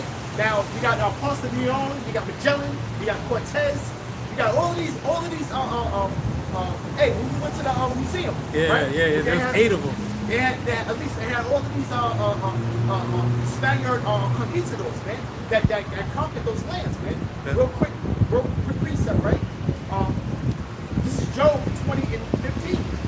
He hath swallowed down riches, and he shall vomit them up again. Yahawah shall cast them out of his belly. And really the main reason why they cast them out of Florida is because that was full of riches, man. You know, when he goes back to Puerto Rico, which is really called the Puerto Riches, you know, hey, to this day right now in DR, they're mining gold, man. And the gold, man, it's still made a lot of these places, man. A lot of these companies are benefiting from the what what Yahawashi has given to this earth, man. You know, the natural resources of this earth, man. They're raping the resources, man. You know, but they're gonna bump them back up. You got something. It's called encomienda, and it says that's what like with the explorers they were basically. Well, I'll just read it. It says a grant by the Spanish crown to a colonist in America, conferring the right to demand and forced labor from the Indian inhabitants of the area. So that's what they would do. They would grant that Spanish conquistador with something called an encomienda, which basically just a grant to yeah. Hey, I'm gonna finish this up. This is Job chapter 20 and verse 20. Surely he shall not feel quietness in his belly. He shall not say of that which he desired. Hey, I was calling a brother and encomienda sounds like to eat. It sounds like to eat in Spanish. Oh, yeah. Almost like what you're reading right now, literally feeling his mind. Comida, right? It says, verse 21, there shall none of his meat be left. Therefore shall no man look for his goods. In the fullness of his sufficiency, he shall be in straits. Every hand of the wicked shall come upon him. When he is about to fill his belly, the Most High shall cast the fury of his wrath upon him, and shall rain it upon him while he is eating. Hey, real quick, that's the future endeavors of Esau Edom, man. What he said when he's about to fill his belly with the fullness of his sufficiency, it's that new world order that he's trying to set up, man. You know, and that's gonna come to naught, man. You know, he's gonna let this devil rock for a little while, you know, but there's a bound that you can't pass, man. It says, verse 24, he shall flee from the iron weapon, and the bow of steel shall strike him through. So that lets you know these elites are going to get away from the nuclear destruction, but Yahawashi is going to pull them out of their mountains and pull them from under the ground, man. You know? So it says, he shall flee from the iron weapon, and the bow of steel shall strike him through. That's the day of the Lord, and it says that he escaped the bear to the snake. Right. You know, that snake also represents Yahawashi. It says, it is drawn, it cometh out of the body, yea, the glittery sword cometh out of the law, terrors are upon him. Hey, real quick, that's those silos, man. Those missiles coming out of those silos, man. Coming out of their body. You know, where you have in the very parts of the enemies of this place, man, they have these missiles set up against this place, man. Okay, and they're gonna fire the missiles upon this place, man. And the spirit of the Lord's gonna be on them, man. And it's no mercy, man. Hey, you know, not to jump the gun, but I was speculating, I was talking with someone that was saying, they was asking me, like, how do I image it going down, and why would the nuclear missiles be shot off? So, you know, it's like, hey, these missiles could be shot off in any type of scenario where the Lord, the Heavenly Father, wanted. After he fill his belly, the Most High see fit, that's when these things gonna happen. But just sitting there meditating in it, you know, being that Yahawashi is coming from the east, you know, they see him on the eastern world, and they all coming to the west. They're witnessing Yahawashi getting busy. What other reason? What other way? What other thing would make them think that we should just, you know, destroy that place so he don't come over here? Let's just shoot all the missiles on him. And I'm not going to ask you. It's just meditating on, you know, how it's possible to go down. This person was asking, so I was just saying, like, you know, it's possible. You know, sometimes you get into deep meditation and you think. You know, you think. You know what I'm saying? It was like, well, that could be a good enough reason for them to, you know, turn their missiles. Or the Lord turn the missiles on purpose. You know, it's all types of ways. It's all through the spirit of power, Yahawashi, man. But just thinking about it. You know, here it is. Yahawashi getting busy. All right, brothers got spiritual power, certain brothers doing things, and the other nations are scared. Well, we need to end that place, you know? So he don't come over here thinking nuclear destruction is going to destroy him. But really it was all written. It was written. You know? Like the brother said, man, it's all written, man. Hypothetically speaking. Right. Because the day of the Lord, okay, is going to be the same time that the missiles are going to be shot off, man. That's going to be the day of the Lord, man. That's going to be the Lord's return, man. The Lord's return is coinciding with the day of those missiles being shot off, man. Right. It's the same day. You know what I'm saying? And the Lord's going to make a speedy witness of this place, man. And Revelation is talks about in about an hour, man.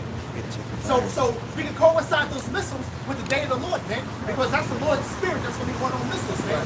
That he wait, let's say the code, the blacksmith, the smith. because poles and stuff. Yeah. You know, because these are the weapons of the inclination of the Lord, man.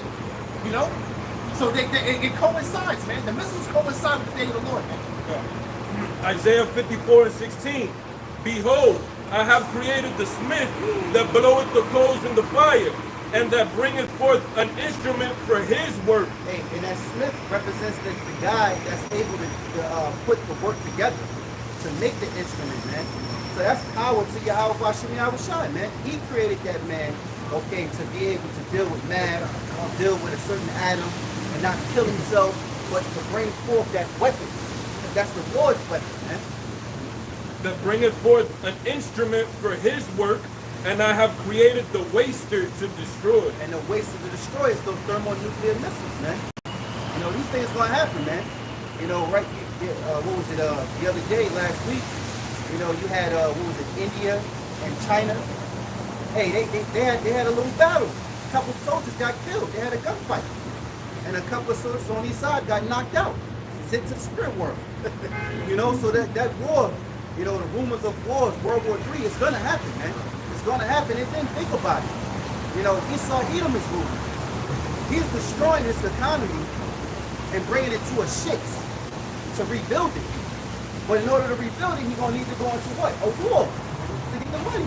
You know, get more money to soak it, to drain it dry, man. Right. That's a good point you made, because a lot of the wars too, like World War I and World War II, that was just because really of power. Because remember, Germany, they had like the power at that time, but then I think it was Britain. They was like, nah, we can't have that. You know, we gotta have the power. Because Germany, you know, they had the financial power of the world back then. No, I was gonna say, off the video I put up, brothers, a lot of brothers saw it. You know, brothers were saying it was good edification. See, a video, when the guy was going into the Luciferian, he was also telling you, if you watch it all the way through, it's pretty good. There's some good information in there. And he was telling you that they even war with each other, how they be not, how a certain blood, Edomite families be, you know, attacking and killing each other. It's going back to what? Rome. You know, and Greece. Yeah. So that's how we know you, the Edomites. We know the so-called white man is the Edomites. We know that, man. I got something right here, real quick. That coincides with scripture again. Read that again with the Isaiah 54:16. Behold, I have created the smith that bloweth the coals in the fire, and that bringeth forth an instrument for his work, and I have created the waster to destroy. Now, we're going to get into what is called the Manhattan Project, okay? Because this is when they first developed these nuclear weapons. I'm going to read a little bit of it, right? The Manhattan Project was a research and development undertaken during World War II that produced the first nuclear weapons. It was led by the United States with the support of the United Kingdom and Canada from 1942 to 1946. The project was under the direction of the Major General Leslie Groves of the United States Corps of Engineers. Nuclear physicist Robert Oppenheimer was the director of the Los Alamos laboratory that designed the actual bombs. As engineer districts by converging carried the name of the city where they were located. The Army component of the project was designated the Manhattan District. But the point is that this devil right here, all right, Robert Oppenheimer was a physicist, man, who actually developed the weapon itself, man. Right. You know, that's the ultimate harbinger of death, man. Yeah. You know? And even going in the definition of smith, Qadash in the Hebrew, it says a craftsman, an artisan, an engraver, skillful to destroy. Hey, they use that word artisan when you go to these upscale stores, man. Artisan pizza. Oh. You know, artisan sandwiches. They craft the sandwiches a certain kind of way. Oh, you know, nice. we put a little fancy stuff, little avocado in there. You know, little chives. You know, and it's crafted, artisan, crafted. Mm. Yeah, and Daniel talks about I believe that when he was breaking down Nebuchadnezzar's statue, it talks about the feet of miry clay, part iron. So you see how a lot of these kingdoms, they've been solid in their rule, But this kingdom that we're standing in right now is divided. That's what represents that, and it also shows that a great stone was it that took out that kingdom. So it's comprised of missiles, you know, the Lord's return, and that's what ultimately is going to destroy all of them. They're going to destroy each other. And I have a quick precept. This is a little long of a story, but I'll just get right to the point. In 2nd Esdras chapter 12 and 28, it says, "For the sword of the one shall devour the other, but at the last shall he fall through the sword himself." All right? Who's going to destroy this kingdom is themselves. You know, ultimately BaHaSham Yahawashi and putting it in the king's hearts to destroy one another, but they're going to take each other out. Like the old saying, kill two birds with one stone. Yeah. You know? Actually, a brother dropped that on the comment board a while back, but now that's the spirit that came up again. Luke chapter 11, verses 17 and 18. "But he, knowing their thoughts, said unto them, Every kingdom divided against itself is brought to desolation, and a house divided against a house falleth. If Satan also be divided against himself, how shall his kingdom stand?"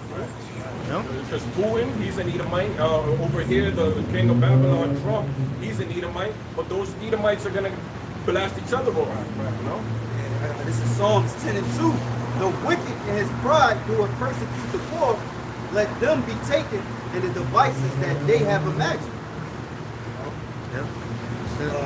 I'm going to just refinish this up.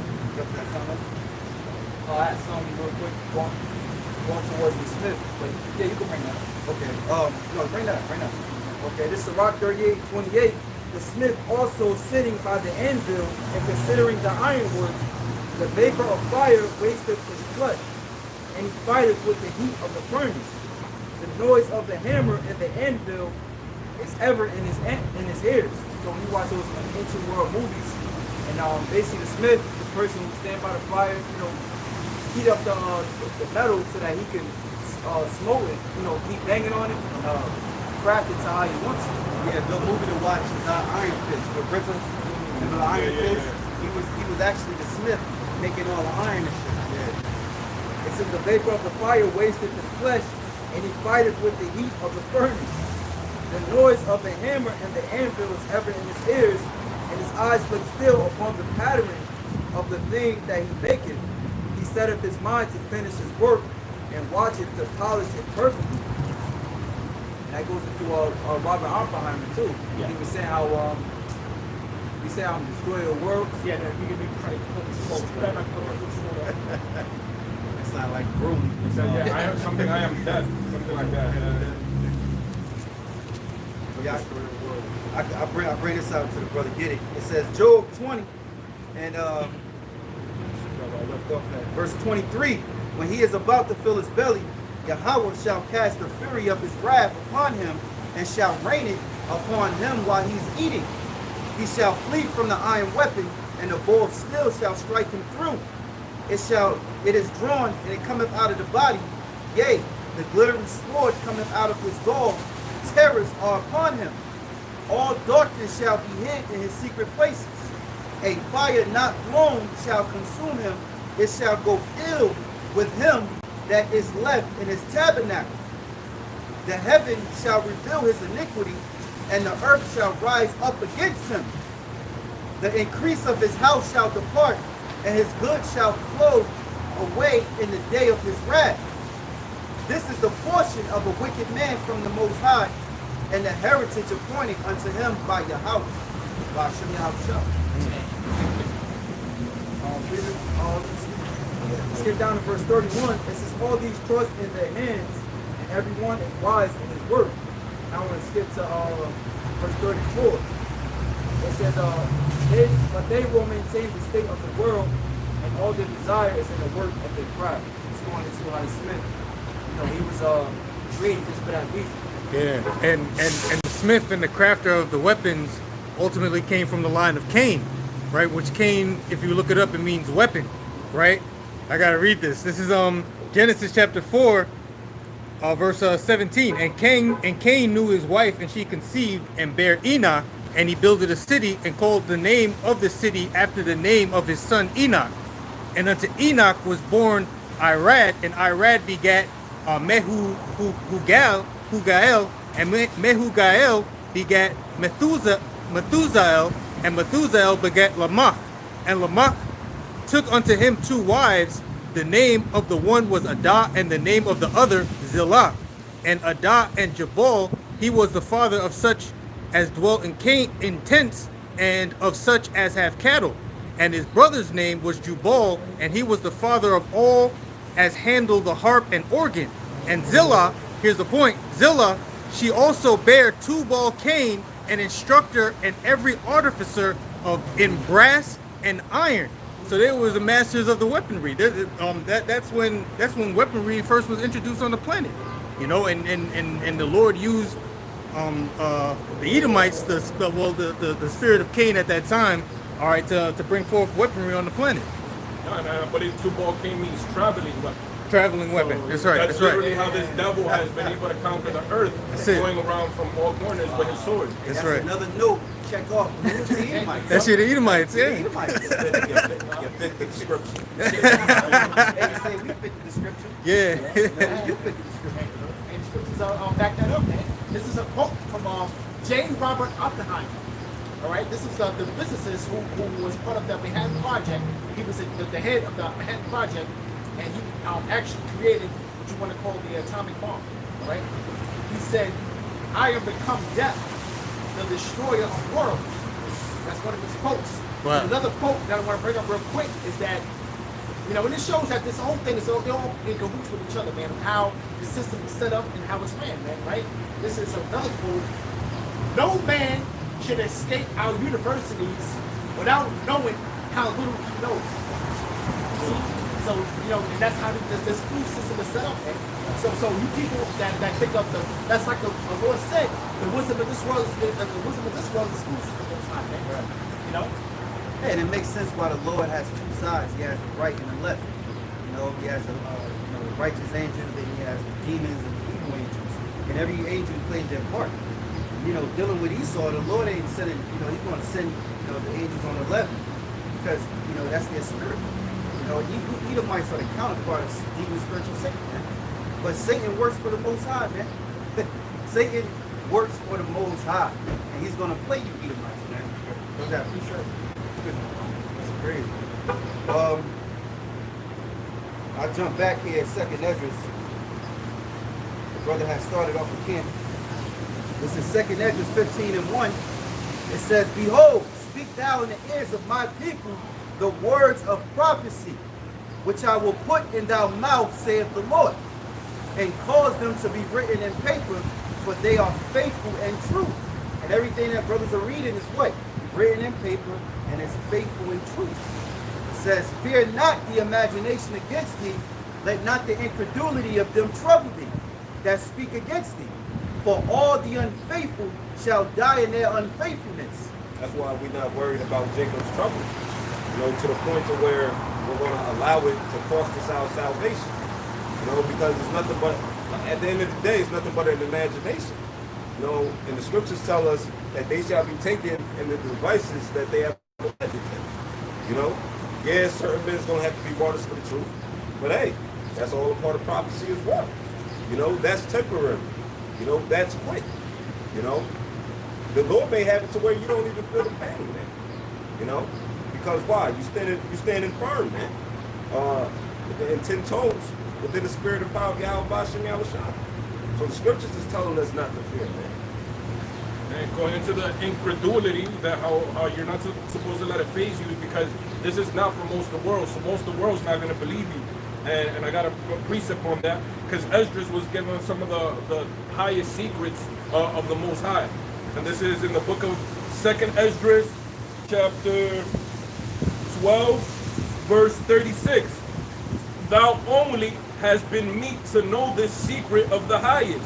Therefore write all these things that thou hast seen in a book, and hide them, and teach them to the wise of the people, whose hearts thou knowest may comprehend and keep these secrets." Wow. So it's secrets, and the only ones that are being able to pass this word around, the secret of the Most High, the understanding of who's the real children of Israel, who's the kingdom for, the Esau's the devil. all right, that our Lord is a so-called black man named Yahawashi, that he's coming for his people. All those secrets is only for a elect few, you know?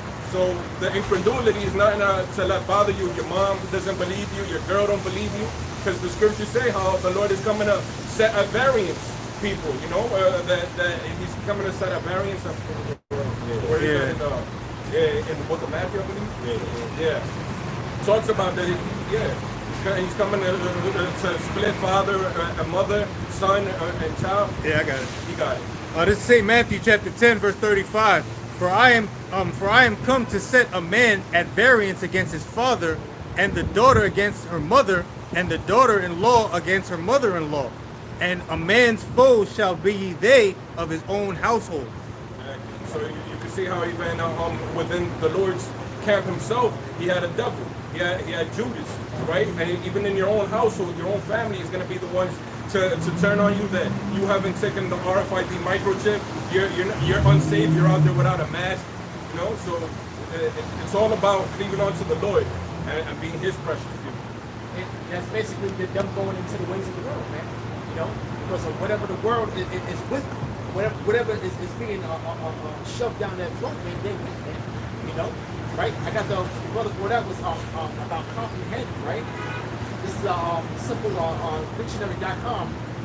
To understand the nature or meaning of, grasp with the mind, perceive, to take in or embrace, include, comprise, you know, and when we basically, when we hear this word, you know, when we first heard this word, it clicked, man, and we embraced it, man, you know, and that's basically how the Lord set up men from the foundation of the earth, man, to be able to comprehend His truths, man, you know, and really, when it boils down to, when it has the division amongst the household, it goes to where we know, right, through the scriptures, all right, we know what the plans are of our enemies, man, you know, we see it out clearly, you know, but the people that are not chosen, they can't see it.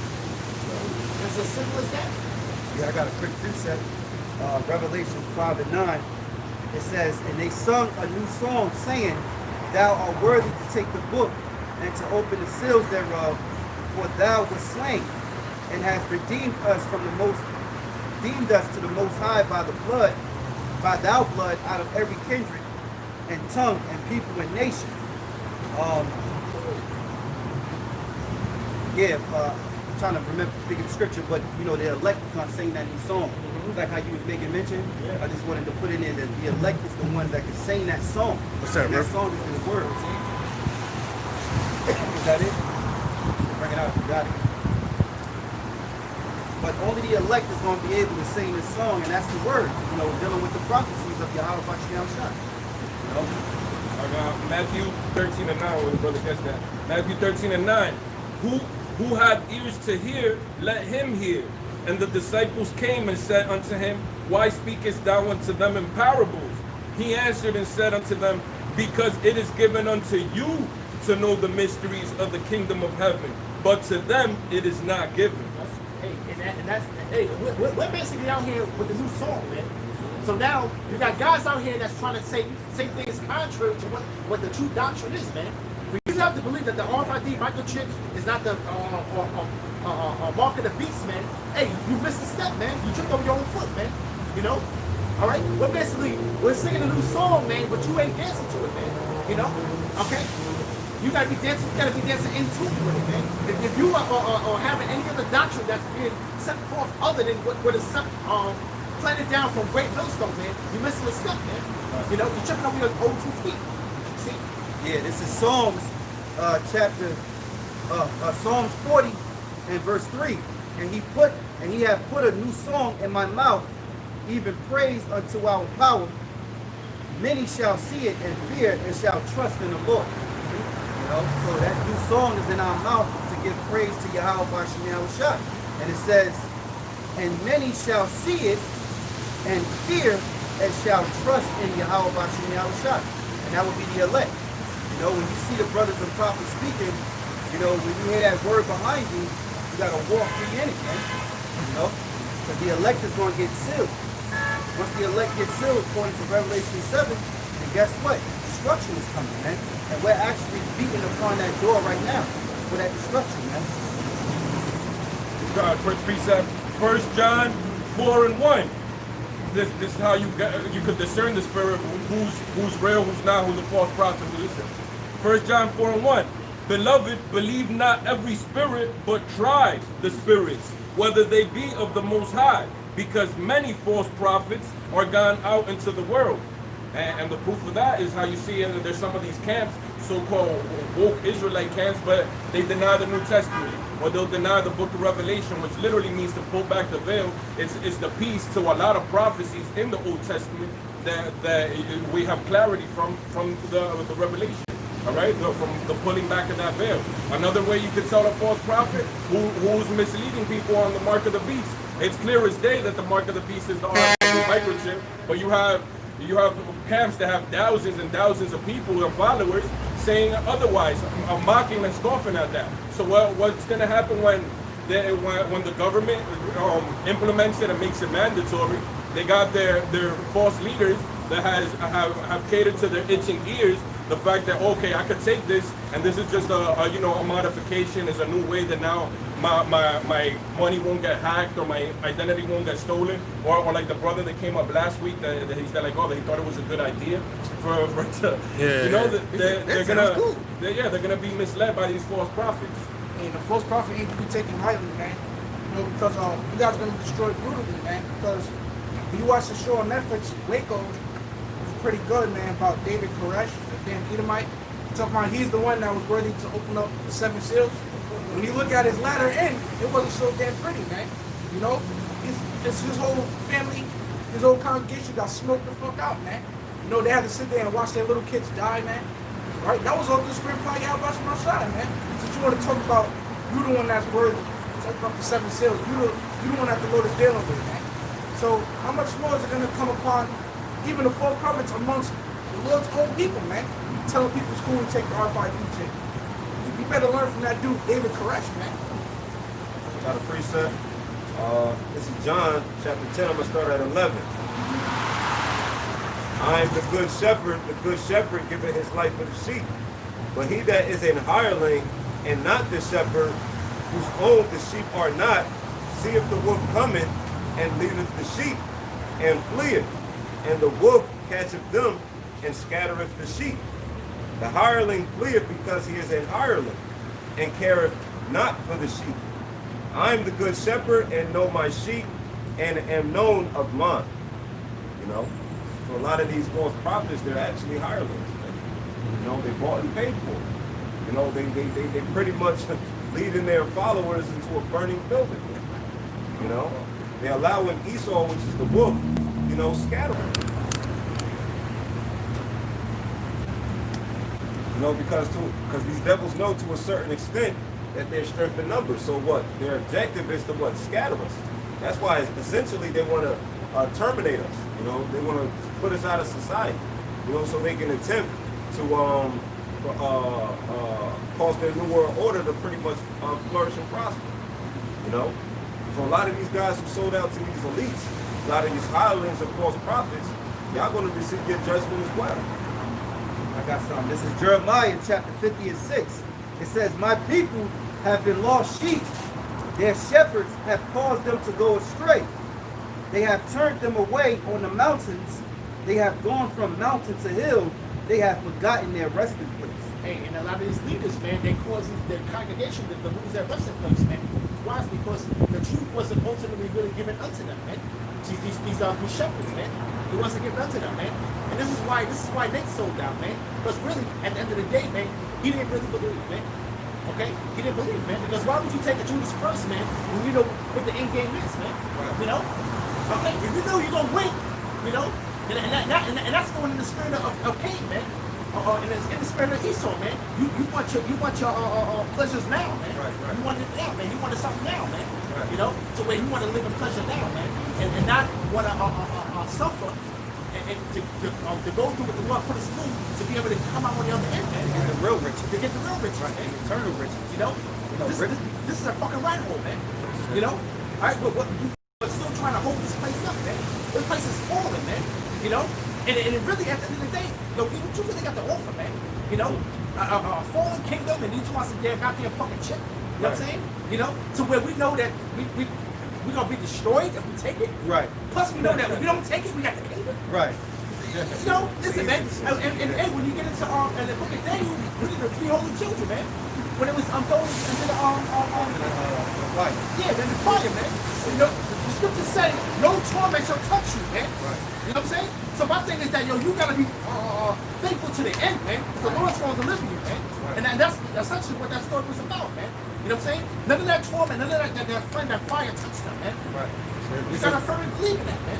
Good. I got some. This is Ezekiel chapter 13 and 1. And the word of the Lord Yahawah came unto me, saying, Son of man, prophesy against the prophets of Israel that prophesy, and say thou unto them that prophesy out of their own hearts, hear ye the word of the Lord Yahawah. Thus saith the Lord Yahawah, woe unto the foolish prophets that follow their own spirit, and have seen nothing. O Israel, thou prophets are like foxes in the deserts. Ye have not gone up into the gaps, neither made up the hedge for the house of Israel to stand in the battle of the day of the Lord. Right, and we're standing up in the hedge, man. We're not holed up in some damn building, man. Okay, where it looks all pristine on the outside, man, but inside it's full of filth, man. That's essentially what it's talking about, man. Okay, the truth wasn't crying without, man. She uttered her voice in the streets. Right. You know what I'm saying? In the gates of the cities, man. And that's what basically what we're doing, man. We're seeing who's out here, whoever's out here to receive it.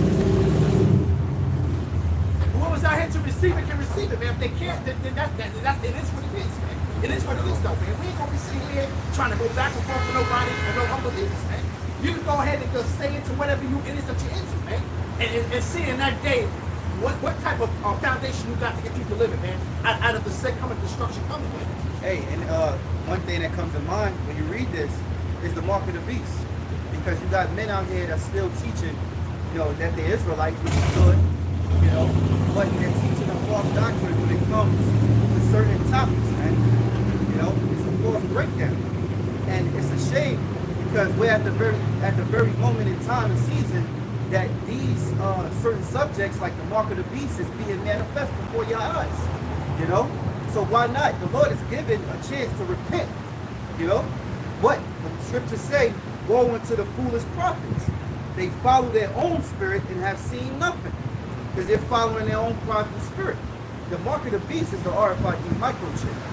If you can't see that, then the Most High blinded you on purpose, man. They don't want you to get it. This is Matthew 15 and 14. Let them alone, they be blind leaders of blind, and if the blind lead the blind, both shall fall into a ditch. Yeah, it is, man. And then I know some camps that say that the name you can't the name doesn't matter, but the name does matter. You know? You got to be saved by the name. Well, it's plenty of scriptures. One scripture come to mind. The Lord said, "The name of the Lord is a strong tower, and the righteous runneth into it." So, in our faith, you know, because the name of the Lord is that power, man. It's that connection, man. You can't have. It's the key. You can't open the door if the door is locked without the key. You can't have electricity without that socket, man. Without that current flowing through. If you got one little wire, this brother electricity.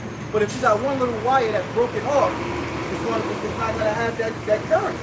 So you gotta tape it, put black tape on it, and get it right. You know, and that means through all the scriptures, man. Meaning the whole 100% truth of the word. You know. So it says, woe unto the foolish prophets that follow their own spirit and have seen nothing. And why is woe, death and destruction? Because eventually you're gonna get put to shame, man. When this thing roll out and they start forcing it, and more Jakes willingly take it, and Edomites take it, it become some sort of norm. It's gonna be a norm to go into a job and have a chip in you. What you gonna say to your congregation? You're gonna either lose a lot of men, that leave you to get, to repent, and come into the truth, to really believe in the Lord the right way, like they've been supposed to, or you just gonna be through the Spirit, if they wicked and you wicked, Most High just might have them devour your ass, man. It'd be your own congregation putting you to death, man, because you lied to them, Real quick, I got an account based upon what the brother had mentioned. You know, what does this world got to offer? I'm saying we know this is the end. Once they mandate that chip, and it comes to the point to where it's life or death for that chip, we know that Yahawashi is a few steps away, man. You know, so why take the chip, right? Now, we have prophets of old that had their particular hour of temptation. He's one of my favorite accounts with Eleazar during the time of the Maccabees, right? Real quick, I'm gonna start at 2nd Maccabees, chapter 6, verse 22. Well, let me start at verse 21 because this is where this is when they attempted to force him to eat swine's flesh, right? This is 2nd Maccabees 6 and 21. It says, "But they that had the charge of that wicked beast, for the old acquaintance they had with the man, taking him aside, besought him to bring flesh of his own provision." Now here it is, he was so gun-ho on not eating pork. So they said, okay, you could bring lamb, you could bring chicken, you could bring beef, whatever flesh that was lawful unto him. However, he had to let the rest of the congregation make believe it was pork. He wasn't even willing to do that. You know what I'm saying? So this is what's going on right here. It says, let me read it from the top again. It says, "But they that had the charge of that wicked beast, for the old acquaintance they had with the man, taking him aside," meaning what, in private, right? "But sought him to bring flesh of his own provision, such as was lawful for him to use, and make as if he did eat of the flesh taken from the sacrifice commanded by the king, which was swine." Right? That's a psyop too, man. That's a psyop, exactly. Verse 22. "That in so doing he might be delivered from death, and for the old friendship with them find favor." So that all they was offering was friendship with the elites of that particular society, and to not die, right? In the world. Exactly. 23. "But he began to consider discreetly, and as became his age, and the excellency of his ancient years, and the honor of his gray head, whereon was come, and his most honest education from a child, or rather the holy law, made and given by the Most High. Therefore he answered accordingly," and what, because he's now thinking all that he's been through. You know what I'm saying? As far as serving the Most High, being in the truth. So in turn, in our hour of temptation, in that time, we should be thinking about all the laboring that we've been doing, all the sacrificing that we've been doing to get to this last point. You know, if it takes for us to be put to death, so be it. The Lord said the dead in Yahawashi shall rise first. You know what I'm saying? So that's all a part of the knowledge and wisdom, you know, that's going to cause us to be stable within that time. The wisdom and knowledge shall be the stability, turn to Spanish, shall be the stability in our time. You know, so when we get put in our hour of temptation, as Eleazar was, we're going to remember all that we've been through. You know, the times that the Lord delivered us for certain tribulations, right? Reading on, it says, "Therefore he answered accordingly, and willed them straightways to send him to the grave." He says he's willing to take the death, right? It says, "For it becometh not our age," said he, "in any wise to dissemble, whereby many young persons might think that Eleazar, being 80 years old and 10, meaning he was 90 years old, were now going to a strange religion." So what? He was willing to die with honor because he didn't want the men that looked up to him, the young men that looked up to him. He did all of this just to go to another man's religion, just to eat swine's flesh. So he didn't want to have his name dishonored. We know the scriptures tell us a good name is better than precious ointments, right? More importantly, he wants to be an example. You know, the scriptures tell us in Romans 15 and 4 that the things aforetime are written for our learning, and we through patience of the scriptures might have hope. He's a part of that example, right? It says, verse 25, "And so they, through mine hypocrisy, and desire to live a little time and in a moment longer, should be deceived by me, and I get a stain to mine old age and make it abominable. For though for the present time I should be delivered from the punishment of men, yet should I not escape the hand of the Almighty, neither alive nor dead." So what? He chose to fear God rather than men, right? As the scriptures tell us to do. It says, verse 27, "Wherefore now manfully changing this life, I will show myself such an one as mine age requires, and leave a notable example to such as be young to die willingly, and courageously for the honorable and holy laws. And when he had said these words, immediately he went to the tournament. They that led him, changing the good will, they bare him a little before into hatred, because the foresaid speeches proceeded, as they thought, from a desperate mind. But when he was ready to die with stripes, he groaned and said, It is manifest unto the Lord that hath the holy knowledge, that whereas I might have been delivered from death, I now endure sore pains in body by being beaten. But in soul I'm well content to suffer these things, because I fear him. And thus this man died, leaving his death for an example of a noble courage and a memorial of virtue, not only unto young men, but unto all his nation. You know, and that's a powerful excerpt of the scriptures, man, in which we gotta constantly, you know, meditate upon, you know, because he went through it, man. He went through the temptation, he went through the psyop, you know what I'm saying? Because he knew he had men that followed him, and he didn't want to leave a stain upon his name, because most importantly, he feared Yahawashi, Yahawashi. I got a quick precept behind you. This is Sirach chapter 2, verse 5. For gold is tried in the fire, and acceptable men in the furnace of adversity. Believe in him, and he will help thee. Order thy way upright, and trust in him. Ye that fear the Lord, wait for his mercy, and go not aside, lest you fall. Ye that fear the Lord, believe him, and your reward shall not fail. Ye that fear the Lord, hope for good, and your everlasting joy and mercy.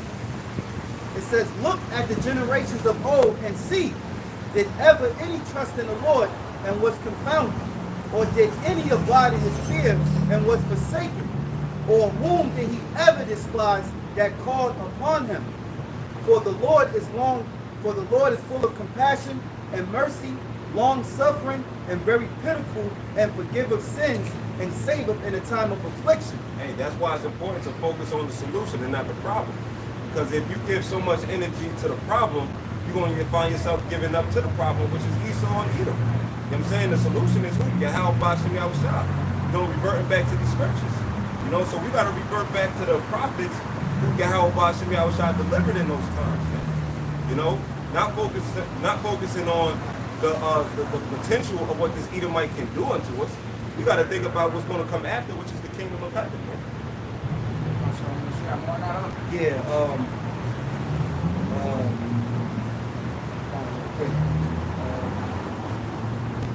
go ahead. This is all 1 Corinthians chapter 10, verse 13. There have no temptation taken you, but such as is common to men. But the Most High is faithful, who will not suffer you to be tempted above that ye are able. But you see, that's the point, man. You're not going to be tempted above more than you can handle, man. You know? So if it is your luck to get put to death, guess what? You're going to be able to handle that, man. Because Yahawashi is going to give you the spirit to deal with that. That's Revelation 3 and 10. You know?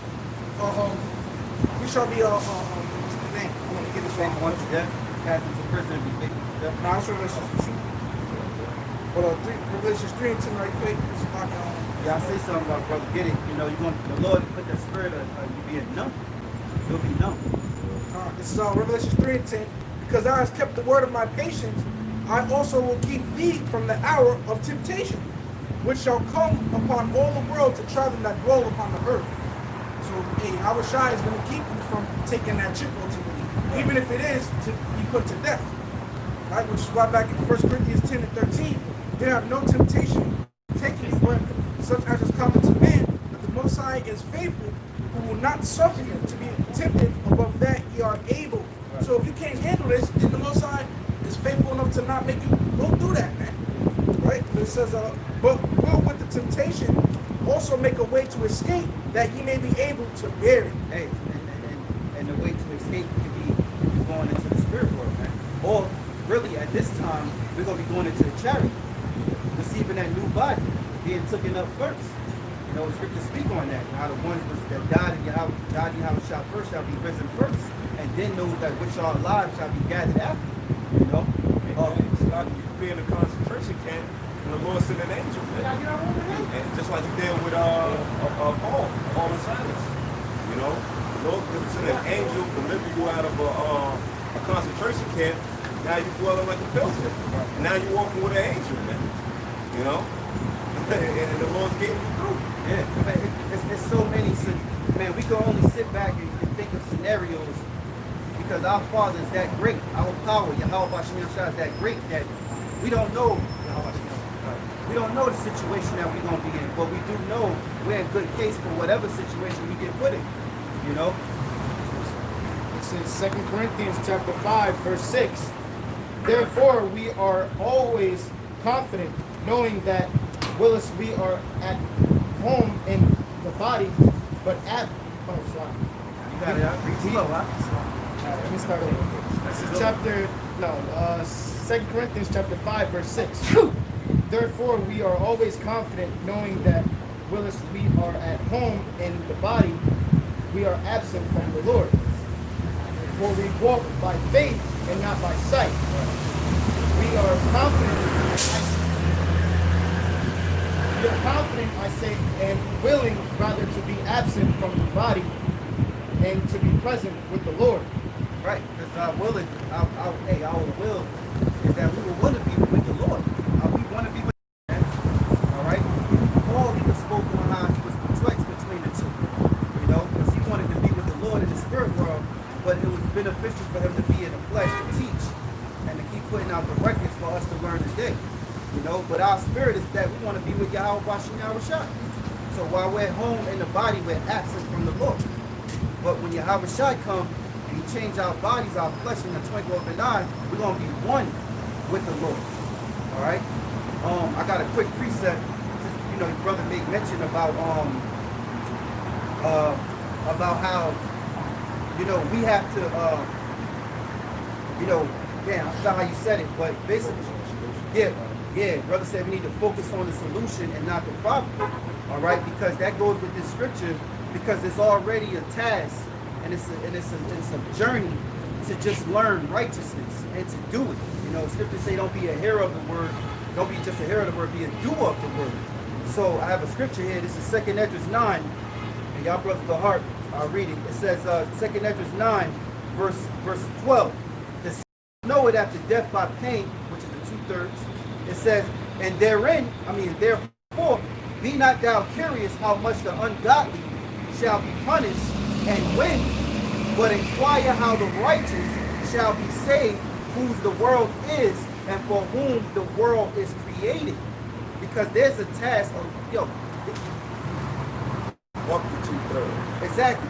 I don't know how to put it in words, but I think I might have said it right the first time. It's a journey just to learn and doing right. Yeah.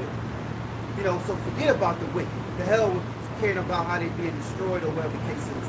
You should worry about how the righteous going to get delivered, because that's hard enough. If I'm saying it right, that's hard enough, because you have to focus on yourself. You got to think. You know, you got to, the scripture say, examine thyself to see whether you are in the faith. You know, and you got to constantly. I did a lesson this week, and it's not that you should be examining yourself often. You should be examining yourself daily. You know, because we're in some crucial times, perilous times, man. And to be right with the Lord, you have to make that right with the Lord. Not another brother. You know, a brother could be a crutch and a help, a support. You know, he could be a breath of fresh air. But you got to take the step. You got to do better for yourself, because really, as the scriptures say, we all got to come to the seat of Yahawashi and be what? Judged of whether good or bad. You know? So you got to take that. So really examine yourself in these times now to see whether you in this faith or not, you know, and especially during the season, because we know seasons change. Seasons change. A lot of things that we probably got away with what we were doing before, you know, that time's past, man. Now it's time to move on. Now it's time to do things maybe more quicker. You know, now it's time maybe to, lock in now, because, hey, the Lord put everybody on sit down.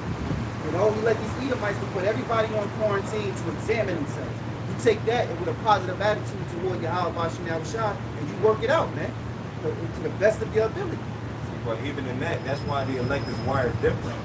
Because here it is, the people sitting at home idle, yet they still focus on the problem. You know what I'm saying? They focus on this whole Black Lives Matter, this psyop, this hoax of George Floyd being put to death, and everything like that, and everybody fighting for equal rights. They focused on the problem. know what I'm saying? And when you focus on the problem, you tend to forget about yourself. You tend to forget about the complete mission, you know? And that's because problems are distractions. You know, we know when we go through this walk of truth, this path of this faith, you know what I'm saying? We deal with stumbling blocks. You know, we deal with tribulation. Those are problems, but those problems are what? Distractions to what? Veer us off of the truth.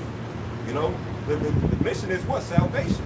You know, so Satan is there, you know, because he's walking to and fro, seeing who he may devour. You know, he's walking around like a roaring lion, you know, and he's fucking with the elect. But it's not going to break down the elect, it's only going to build up the elect, and it's going to weed out those who the Lord don't want, you know, a part of his fold. You know, but the people who got weeded out, that's because they was focused on the issue. They was focused on the problem. They was focused on the tribulation. You know what I'm saying? They couldn't see the light at the end of the tunnel. You know? And I remember brothers did a lesson months back, maybe even a year back, you know, to where I believe the title was Beware from the pleasures. Yeah, pleasures. Beware of Satan in the form of pleasure, something to that effect. You know? Because Satan's also a problem. So problems can come in the form of a pleasure too. So it's just what? You gotta be mindful. You know, don't be mindless, be mindful, you know, of these things. And like the brother said, if you examine yourself daily, it wouldn't be an issue. Right. You know? That's why I got Isaiah 33:6. Goes into, and wisdom and knowledge shall be the stability of thy times, and strength of salvation. The fear of the Lord is his treasure. Going into how, you know, got to focus on the solution, which is cleaving onto this word. This wisdom and knowledge that's going to keep you stable. And then I got another precept real quick. 1 Timothy 4:9. This is a faithful saying and worthy of all acceptation. For therefore we both labor and suffer reproach, because we trust in the living power, who is the Savior of all men, especially of those that believe. So that's one way of focusing on the solution. Jumping down to verse 12, let no man despise thy youth, but be thou an example of believers, in word, in conversation, in charity, in spirit, in faith, in purity. Till I come, give attendance to reading, to exhortation, to doctrine. Neglect not the gift that is in thee, which was given thee by prophecy, with the laying on of the hands of the presbytery. Right? So, you know, coming into this word, hearing this word, it attracting you to get real answers, to know who you are, to find yourself. That's the way that you focus on the solution. That's why the scriptures say the kingdom of heaven starts within you. And that's the one way of building yourself up, digesting his word, and that's the way that you'll be able to be saved out of all of the perilous times to come. Well, the scriptures say, give diligence to make thy calling and election sure. And we give diligence toward this work, but you got to give diligence to work on yourself too. Quick precept. These two verses. 2 Corinthians 2:9 says, for to this end also did I write, that I may know the proof of you, whether ye be obedient in all things. In verse 11, let Satan should get an advantage of us, for we are not ignorant of his devices. Like you said, like just being obedient to the word and in all things. And then, like how you said too, Satan coming in the form of pleasures. Because it could be in the form of pleasure, it could be, like you said, the tribulation.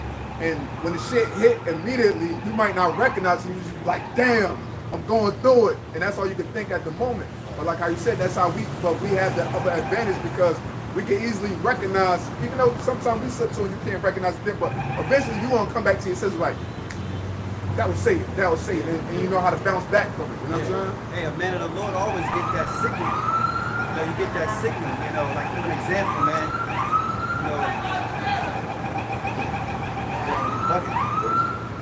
but anyway, I use a woman for an example. You know, say you get a woman, and you know, this woman popping her, you know, and then you notice like you popping her too much, and then you find yourself going, you know, when you can't pop her, you get angry. You gotta check yourself. You know, you're like, yo, what the fuck? Like, what the fuck am I agitating? You gotta do that. You gotta check yourself, because you're supposed to refrain yourself from all these appetites, man. You know, hey, you use the world but don't abuse it, because that becomes Satan.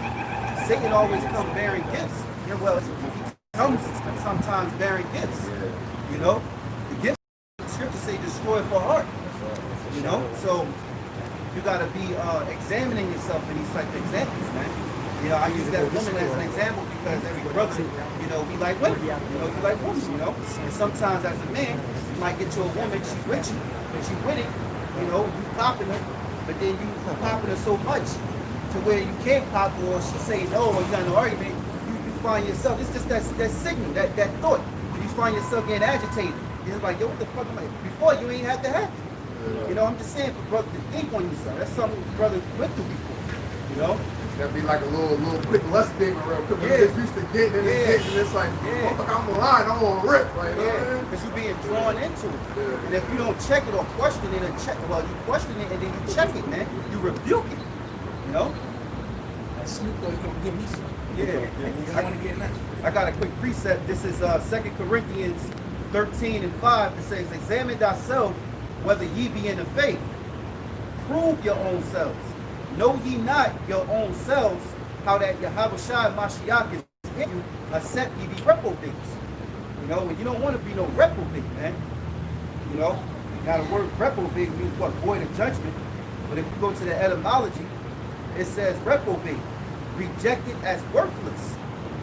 You know, so you in the truth really what? It's worthless to being in this truth if you're a reprobate. You know, the wrong mindset, the wrong understanding. You know, you got 1 foot in the world, 1 foot in the truth. You know, you swear you a prophet, and you're not. You know, it says rejected as worthless. It says disapproval, reject, condemn, opposite of, reversal of previous condition, undesirable. It says re. We know re means back, and it says probear. It says prove to be worthy. All right, so really you're not proved to be worthy. You're not worthy. All right, it says, yeah, that's the point. Re means back.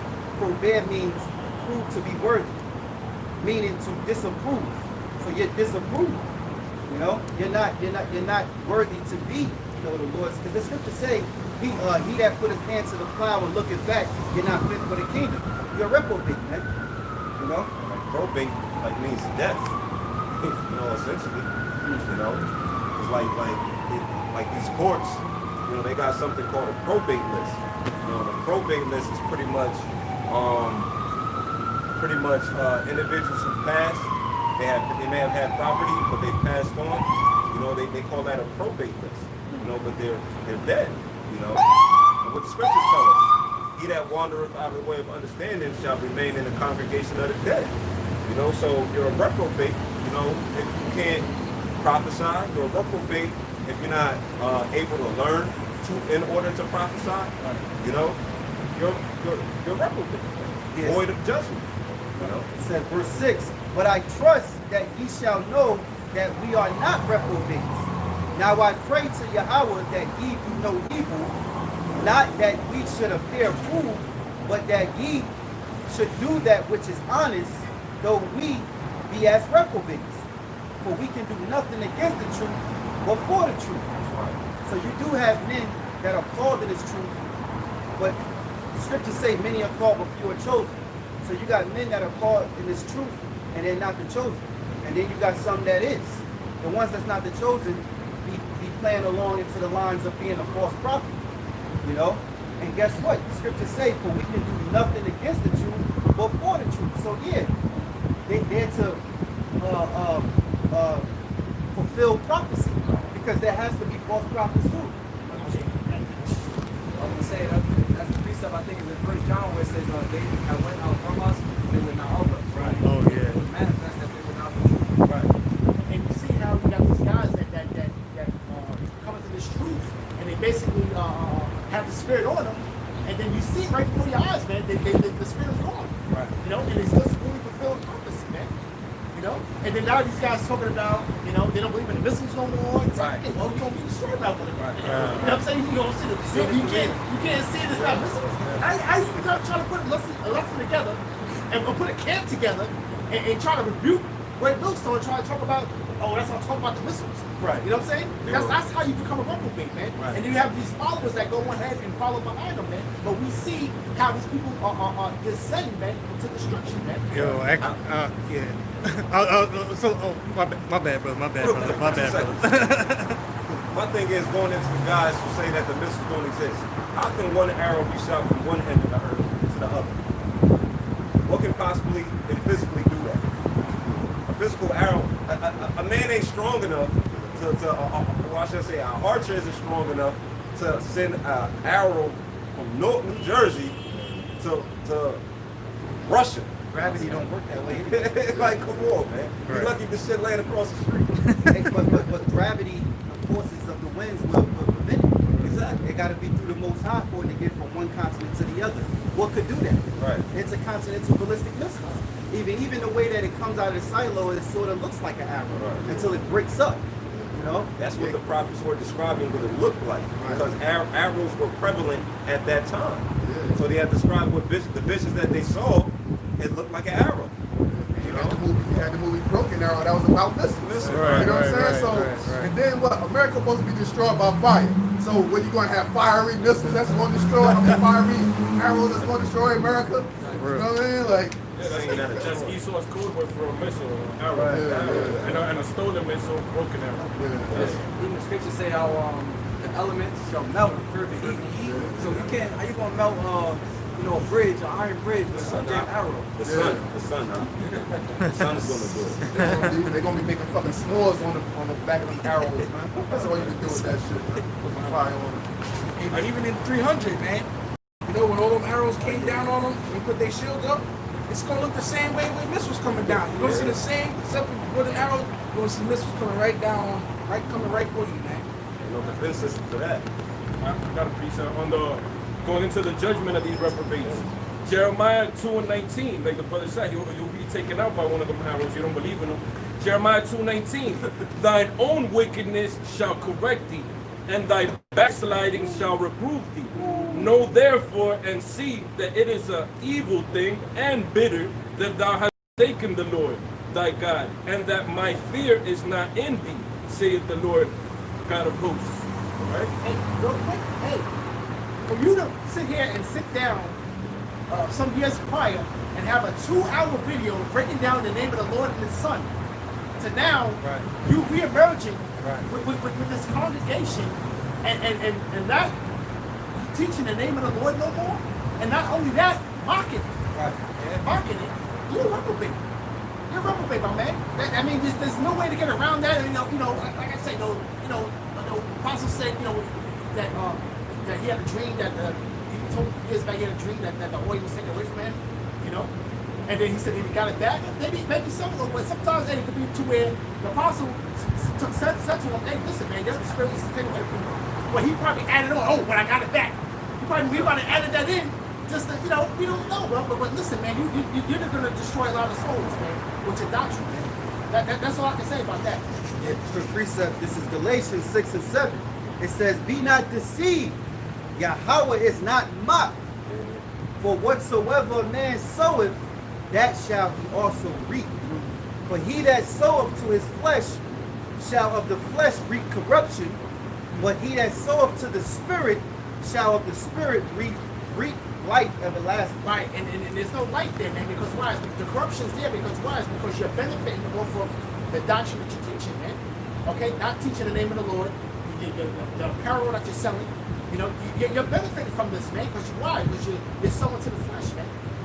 Yeah, you sowing to the flesh, you become a millionaire, you got all this money, you got all this glory, you got this reputation. So Yahawashi said he have kept no reputation. This is verse 9. It says, and let us not be weary in well-doing, for in due season we shall reap if we faint not. Right, and you fainted, man, because you didn't believe it, man. For you to go ahead and take the Judas bag, the Judas purse, man, you didn't believe it. Essentially, you didn't believe it. And to where the true understanding came through the apostles, when the apostles started getting more understanding, and these scriptures really are cutting you, man. Scripture really cut me. A lot of these guys that sold out back then, man, a lot of the scriptures now that we're bringing out, that are actually cut them and condemning them, I don't think they even see that, man. But right now, it's burning them in their soul, man. That he's doing something, man. And pride has a lot to do with it too, man.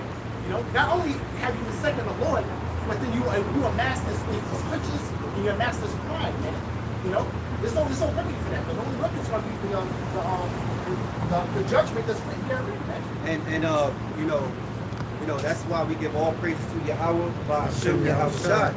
You know, for the Spirit, the Holy Qadash, the Holy Spirit, and the knowing His Word, man. Knowledge means we know, man. You know, understanding you need it. The wisdom you gotta apply it. You know, you get that through experience, being tried. So, you know, knowing that we're in this season where they're gonna force vaccines, they're still gonna do it, but not just vaccines, digital vaccines. I have this article here which gets into it of the digital vaccine. Now it says invisible ink could be revealed. Invisible ink could reveal whether kids have been vaccinated. You know, invisible ink could reveal whether kids have been vaccinated. Now it says MIT engineers have developed a way to store medical information under the skin. So they want to store medical information up under the skin.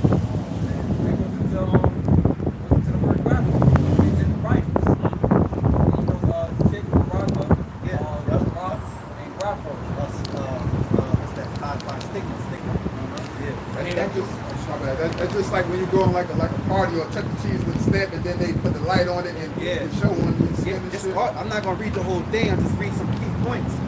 But with this ink, this dye, they want to be able to put it inside you but not let other people see it, because it will kind of discourage people that are willing to do it, because they will get discriminated. Because if you could see a tattoo mark that represents it, everybody will go, oh shit, yo, you got that shit. You know what I'm saying? And you might get discriminated. So they're trying to be neat and clever on not discouraging the people that might be willing to take this. So it says MIT engineers have developed a way to store medical information under the skin using a quantum dot dye that is delivered along with the vaccine by a microneedle patch. The dye, which is invisible to the naked eye, can be read later using a specially adapted smartphone. You know, and really, that's really putting a foreign substance in your body, man. You know, and this is from MIT, man. Yeah. Now check this out. You can get it on camera. They got the actual dye that goes up on the skin, and there's the cell phone where it's got the light showing. You can barely see it. Oh, keep it still. Yeah. See it? Yeah. See? Yeah, I got you. So this is what they want to do with these digital vaccines. And remember weeks ago, what's his name? Yahawah? He spoke boldly. He said they want to microchip the kids. He said, why don't we microchip them? You know? He said it boldly. You know? It says keeping track of vaccinations remains a major challenge in the developing world, and even in many developing countries. Paperwork gets lost and parents forget whether their child is up to date. Now, a group of Massachusetts Institute of Technology researchers have developed a novel way to address this problem, embedding the record directly into the skin. Along with the vaccine, a child could be injected with a bit of dye that is invisible to the naked eye, but easily seen with a special cell phone filter. It says, combined with an app that shines near infrared light into the skin, the dye would be expected to last up to 5 years, according to tests on pig and rat skin and human skin in a dish.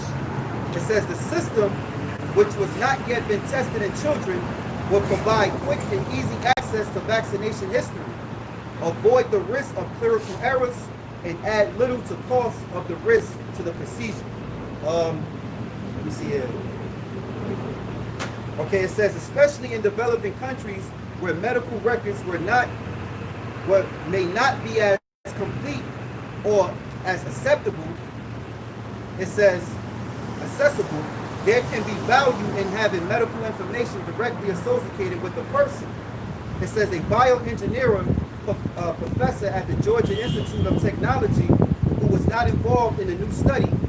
Such a system in recording medical information must be extremely discreet and acceptable to the persons whose health information is being recorded and his or her family. He says this, I think, is a pretty interesting way to accomplish those goals. You know, okay, all right, this is the point right here. It says the research conducted by MIT bioengineer Robert Langer and Anna Jaklinich and their colleagues used a patch of tiny needles called microneedles to provide an effective vaccination without a teeth-clenching jab. It says microneedles are embedded into a Band-Aid-like device that is placed on the skin. So basically it's like a Band-Aid that sticks to you. And it's not some clenching type jab where you go, ah, you know, you might not even feel a pinch. You know, they describing it. It says a skilled nurse and technician is not required. So that means anybody can do it. It says vaccines developed with microneedles also may not need to be refrigerated, reducing both the cost and difficulty of delivery, Langer and Jacqueline said. That's basically all going into tracking, you know. And hey, this proves they got Satan on it. This is First Chronicles 21 and First Chronicles 21 and 1. And Satan stood up against Israel and provoked David to number Israel. And David said to Joab and to the rulers of the people, go number Israel from Beersheba even to Dan, and bring the number of them to me that I may know it. And Joab answered, Yahawah will make his people 100 times so more as they be. But my lord the king, are they not all my Lord's servants? You know, so you already got these people what you want, man, what you want more. It says, why then doth my Lord require this thing? Why will he be a cause of trespass to Israel? You see, so that's actually a trespass to number of people. Right. It says, nevertheless, the king's word prevailed against Joab, wherefore Joab departed while all Israel and came into Jerusalem. I'll skip down to 7. And God was displeased with this thing, therefore he smote Israel. There's going to be a lot of death, man, once that ship comes, man. Remember how the apostles went into how they're going to be doing this by sections, like pretty much how they're talking about the first start off with the nurses and the medical professionals and then the so-called black people that are more prone. But you see how they're even going towards the children. So the children, for them to go back to school, you know, they're going to have to take this vaccination. So every major tyrant has always done that, like try to appease to the children, you know, because people have that sensitive spot over their children. So once now how they said that Miss C, that's one of the symptoms of this COVID-19 that attracts children. I forgot what exactly that's the abbreviation for. But pretty much now that they're saying that it targets children, and we have the solution, which is a vaccination, people are gonna start going for it. But clearly, as you see many of these reports coming out, this vaccination is gonna come with an RFID chip. Hey, you're going to see a lot of pushback for this, man. This is why you had Chief Justice John,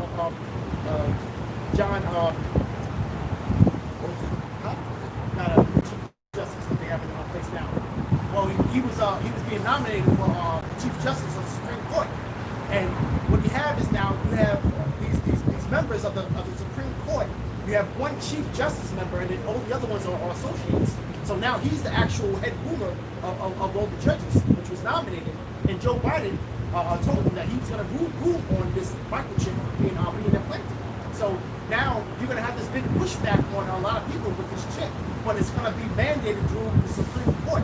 It's going to go through the Supreme Court, and it's going to be mandated. Yeah, I got you right here. Now check this out. This came out June 25th, 2020. June 25th, 2020. Yep. And this is ABC News. It says, bill requires employers to keep implanted microchips volunteer for workers. Now it says, and employees around the U.S. implant microchips in workers to track productivity. The Michigan House passed a bill making them voluntarily in the state. The bill passed Wednesday prohibits employers from requiring workers to accept a microchip implant. With the way technology is increasing over the years and as it continues to grow, it's important Michigan jobs providers balance the interests of the company with their employees. Expectations of privacy, said State Rep Rona Cali, whatever. It says, she said companies increasingly are turning to miniature microchips about the size of a rice grain implanted in employees, hand to track the productivity so managers can look for the ways to boost efficiency. And we know that's all BS at the end of the day, man. We know that they have an agenda, and like I said, a lot of these companies, they're jumping the gun and they're starting out and rolling out this chip for their employees, but you're having a pushback. Right now, it's at a state level now to where certain states are battling with certain employers about this stuff. But soon enough, it's going to go to the national level and go to the Supreme Court. So, which is Chief Justice John Roberts. He's going to be the one to rule on it, man, because it's going to become a big pushback on it, man. So like just had when you're reading, it just shows that this is going to further oppress you too, since jobs are scarce and positions in companies are less and less because now they need you less. It's going into how it's to track productivity. Right. So now within your 8 hours or 7 hours, they want to see if you're really working like a dog, and if you're not, we got to get rid of you. So you see that this is to further oppress you. Yeah, and the thing is too, I thought about it, you know, I was like, hey, you take this chip for that job, what if you get fired? Yeah. What if the other job don't need a chip? You know what I'm saying? Right. Stupid. It's funny how that article comes out in June too. Right. They said it's June. There's no It's chip. June. Oh, that's the Lord making mock on David, man. It's June. It's June. Ain't no like no chip. You need a chip for your job. That's another thing, man. Not talking about the chip, man. Not Right. only taking away the name of the Lord, but you also you gotta be talking about the chip, man. You know? Yep. I'll finish it up. It says, in some places, the RFID microchip takes the place of time cards, ID badges, and security clearance devices. Some can be equipped with credit card technology to continue financial transactions. It says Cal, whatever, said devices aren't used widely yet, but she believes they could become a standard business practice around Michigan in the next few years. And it says, yep. You have the Cronus time cards now. The Cronus, which is a big company, they always produce time cards, man. Now they have these biometric systems set up now, man.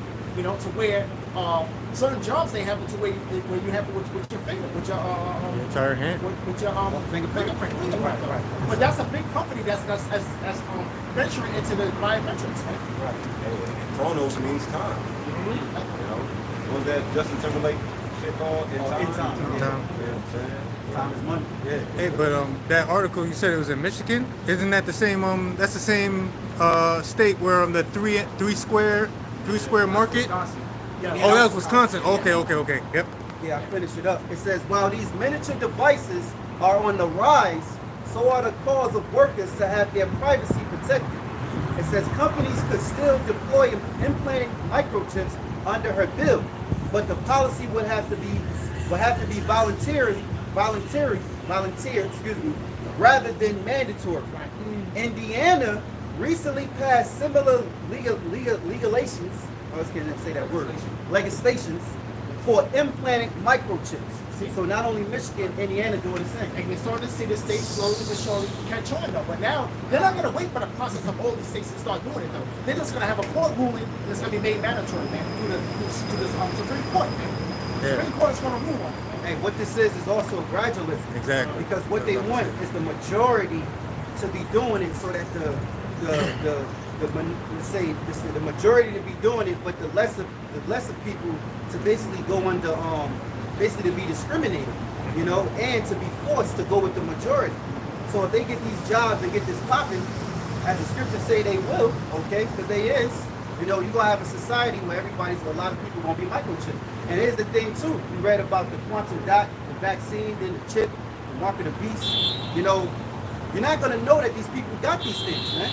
You're not gonna know that a person got a chip in them. You're not gonna know when they got a vaccine shot in their arm. You're not gonna know, you know? It's gonna come looking good because this guy, I was watching a few of his videos. His channel is called Truth Unveiled. It was going into how people, a lot of the Apple users, what's going on now, to where like before they would ask you, about updates and things within the updates, but now they snuck the contact tracing app, the iOS 14. Yeah. And then now I believe they're automatically like updating your phones and shit, man. Yeah. So now before it's now Esau's being more invasive, man. They got things, to connect it to your car and open up your car and stuff like that. Yeah. Oh, my bad. Real quick though, with the what he's saying, they already have. They want you to have this new software for you to upload it onto your phone because it already connected up the hardware, which is the 5G technology. That's right. So now this brings this whole invasion of privacy to the next level, man. With that 5G technology. Man. Yeah, and also the digital vaccine, it deals with nanotechnology. Look up nanotechnology, nanobots, and just look into it. It'll show you the power in which this technology can do inside your body, man. It's sort of like a miracle. But Esau is not using it for good, he's using it for power, control, and contraction. All right, making you an ultimate slave, basically him becoming your God. Making America great again. Right. So when you deal with nanotechnology, that's why it's not cool to be taking no damn vaccine, man. You're putting nanotechnology in you to where they can actually scan you on the fly. That's the whole thing now. It's all about the chip, man. It's all about the chip. Everything is going gearing. At the end of the day, it's all about the chip because everything that they do when they put technology in you, they want to be able to scan it on the fly. They're trying to condition people now when they go to these bars, they open up things, they go to a little Vic, you got to go inside this facility, they scan you with the gun, like they're scanning your temperature and shit. That's already gearing you, and it's giving life to the image of the beast, Yeah, man. And then once you get that chip, the vaccine will be a scan on the fly, the chip will be a scan on the fly, the chip will have everything. The chip will have your currency, it will have your funds, it will have your identity, your medical records, all that, man. Hey, they said the chip being in your body, from their supercomputer, they can detect your heartbeat. That's how powerful it is. They can detect your heartbeat. They'll know what you're eating because they do that. They do that now with the Apple Watch.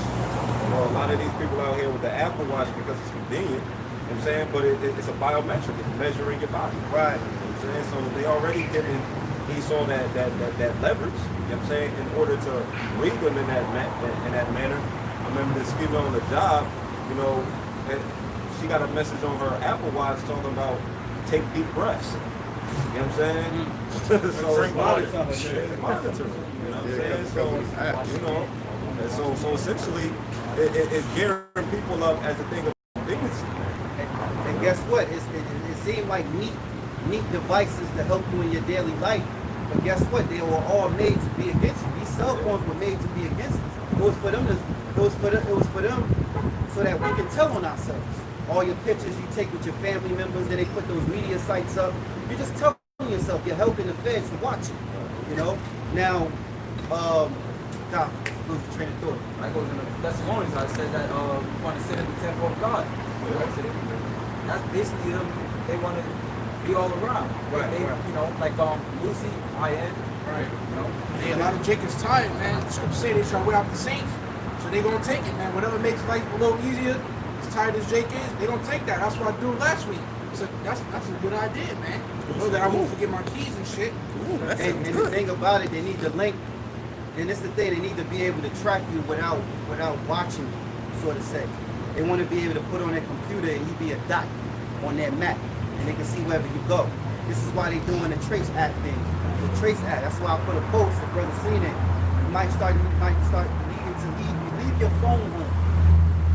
Leave your phone home. But then again, it's just a little form of wisdom.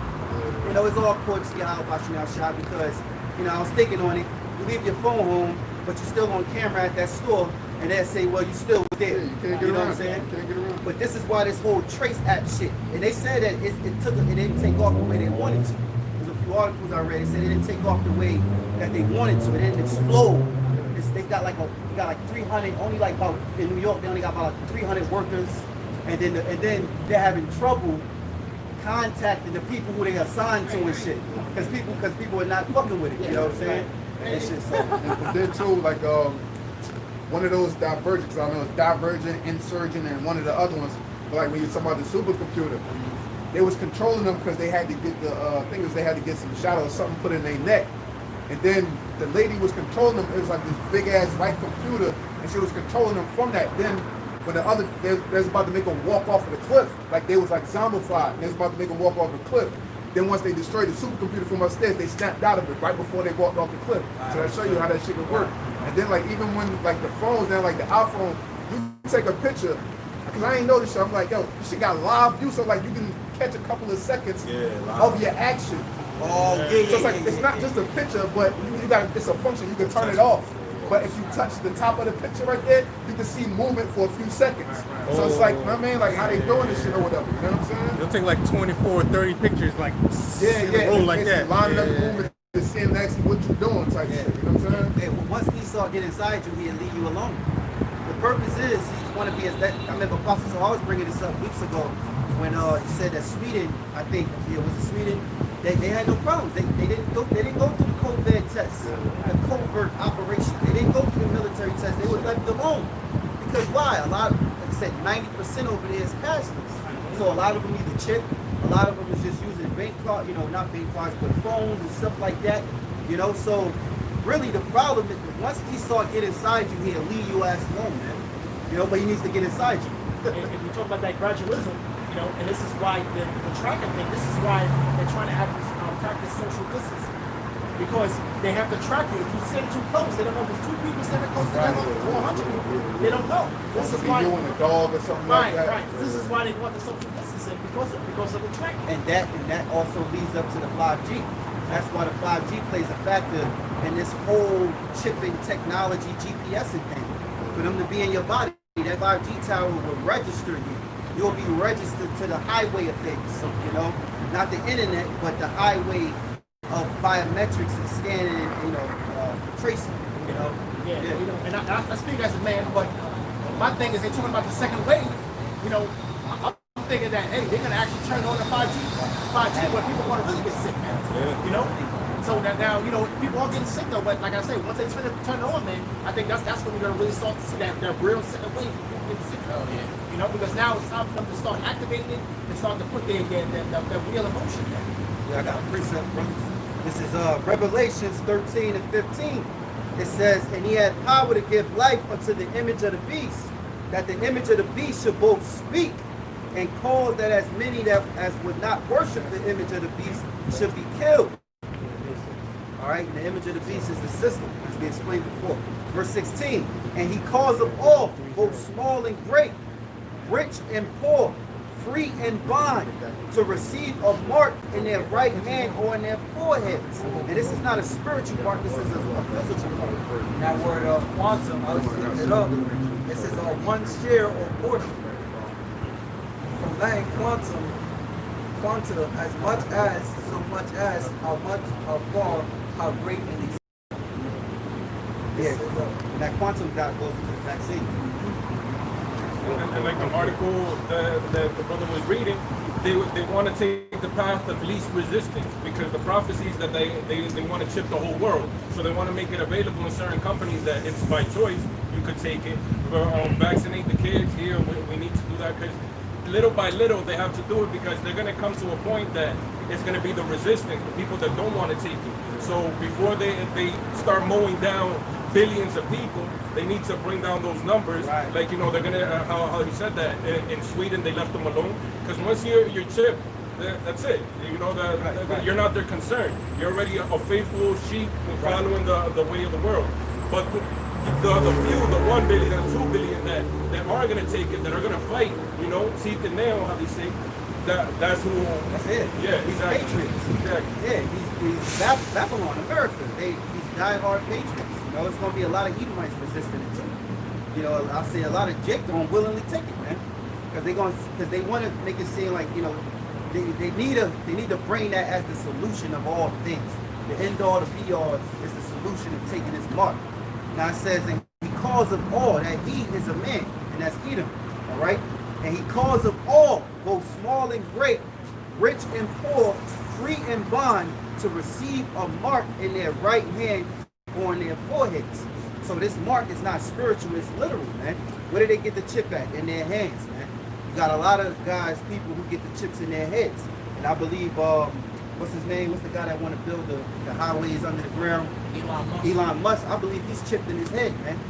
Because he was talking about the AI intelligence, and he was saying, you know, that they're already hooked up. He was basically telling on them that they're already hooked up to the computer, meaning they got chips in their mind. So when they have these thoughts and these so-called epiphanies, it's the computer mixing with their thoughts too to help them accelerate more in a higher level than what we are. They're trying to become superhumans. You know what they have for this moment. For this moment, they have, and that's why he's so, you know, bright. He's out of this world. He's thinking of things. He's so brilliant. You know, because they got chips in them, man. But it's all the spare power of Yahawah Yahawah, man. Because he's not too bright. He's not a bright being, man. You know, so the Lord had to put the spirit upon him, like just like he put the spirit upon Oppenheimer to make that first atomic bomb. Okay, he put the spirit upon them to further advance in this technology, man, to bring forth this whole thing that's going to come up against Yahawah Yahawah, man. You know, come against life. And when you look at it, it's beautiful, because the power that Esau got doing this, that's why we're going to receive power, you know, to match that. You know, we're going to have that spiritual power, that natural power given from Yahawah Yahawah, that organic, man, you know, not taking no chips. And this is what's going to match with their powers, okay? And it's going to overrun it, man, you know. It says, and that no man might buy or sell save he that had the mark or the name of the beast or the number of his name. Now that mark goes into Karagma, all right? The word Karagma. It says, here is wisdom, let him that have understanding count the number of the beast, for it is the number of a man, and his number is 603 6. You go into 603 6, that goes into Chi Phi stigma. You go into stigma, it means prick. So you can't get around this. Everything is all literal. You know, it's not spiritual. From, you know, well, from 16 to 18, all right, dealing with the mark of the beast, it's a physical mark. You go into the word mark, that means karate. All right, something, incision up under the skin. Brand, you know, sort of like a tattoo, but not a tattoo, okay? Then you go down and you go and it tells you about the buying and selling. Then, you know, 603 6, you look that up, and it goes into prick, you know? Something prick, so you can't get around it, man. You're just a false prophet if you're saying that's not the mark of the beast, man. You're crazy. Like the word stigma, it was a movie, I think it came out like 96, like Stigmata. You know what I'm saying? Like getting into stuff being going into the skin and shit like that. Hey, close the preset. I had a quick little paragraph on Elon Musk saying that what it inspired him to take to create this brain chip is a movie from the 1970s called The $6 Million Man, and showing that there's even going to be levels to this chip. I'll read the quick paragraph about the movie. It says, Steve Austin is an astronaut who is seriously injured when his spaceship crashes. Handsome and athletic, Austin undergoes a government-sanctioned surgery which rebuilds several of Steve's body parts with machine parts, making him cyborg-like. When Steve recovers, his machine parts enable him to have superhuman strength and speed, as well as other powers. With these powers, Steve goes to work for the Office of Scientific Information, battling evil for the good of mankind. So these devils got in their mind that they're doing this for the good of mankind. You know? Hey, and I used to watch that show as a kid, man, and that was a good show. And just like how you read that paragraph, every time the show comes on, it shows you the process of what happened. You got hurt, got injured, and it shows how they're making these bionic parts with body. Stuff like that, and then they have them on a thing, testing them, you know what I'm saying? And it shows all of that, man. Every time it comes on, it shows the whole process of that whole thing. All that in a nutshell, man. And that's it's a good show, though. You know what I'm saying? That's 1973, and then they've had stuff like RoboCop, Terminator. I mean, this has been in the works. That's what, 50 years ago? So it shows that this devil has had time to fine-tune this. Yeah, exactly. Yeah, anybody can go on YouTube, man. You can go ahead and type in $6 million man intro, and it goes through it. It actually shows you what the brother just read. It just shows you. It was actually a series. You know. And he start thinking about George Jessens in the future. He should be more thinking about the Flintstones going back, because that's what he's going back to. That's what he's going to. To the rocks. That's it. You know, grabbing this woman by her hair and pulling her. Cave days. See, him on Mount Rushmore, Yeah. with the hands on the mountain. Go back to their habitat. That's precept. That's it. Hey, so with that, we want to give all praises to Yahawah, BaHaSham, Yahawashi, BaHaSham, Qadash. Double honors to our apostles and elders of Great Millstone. Salutations to the Lord's elect. Shalom. Shalom.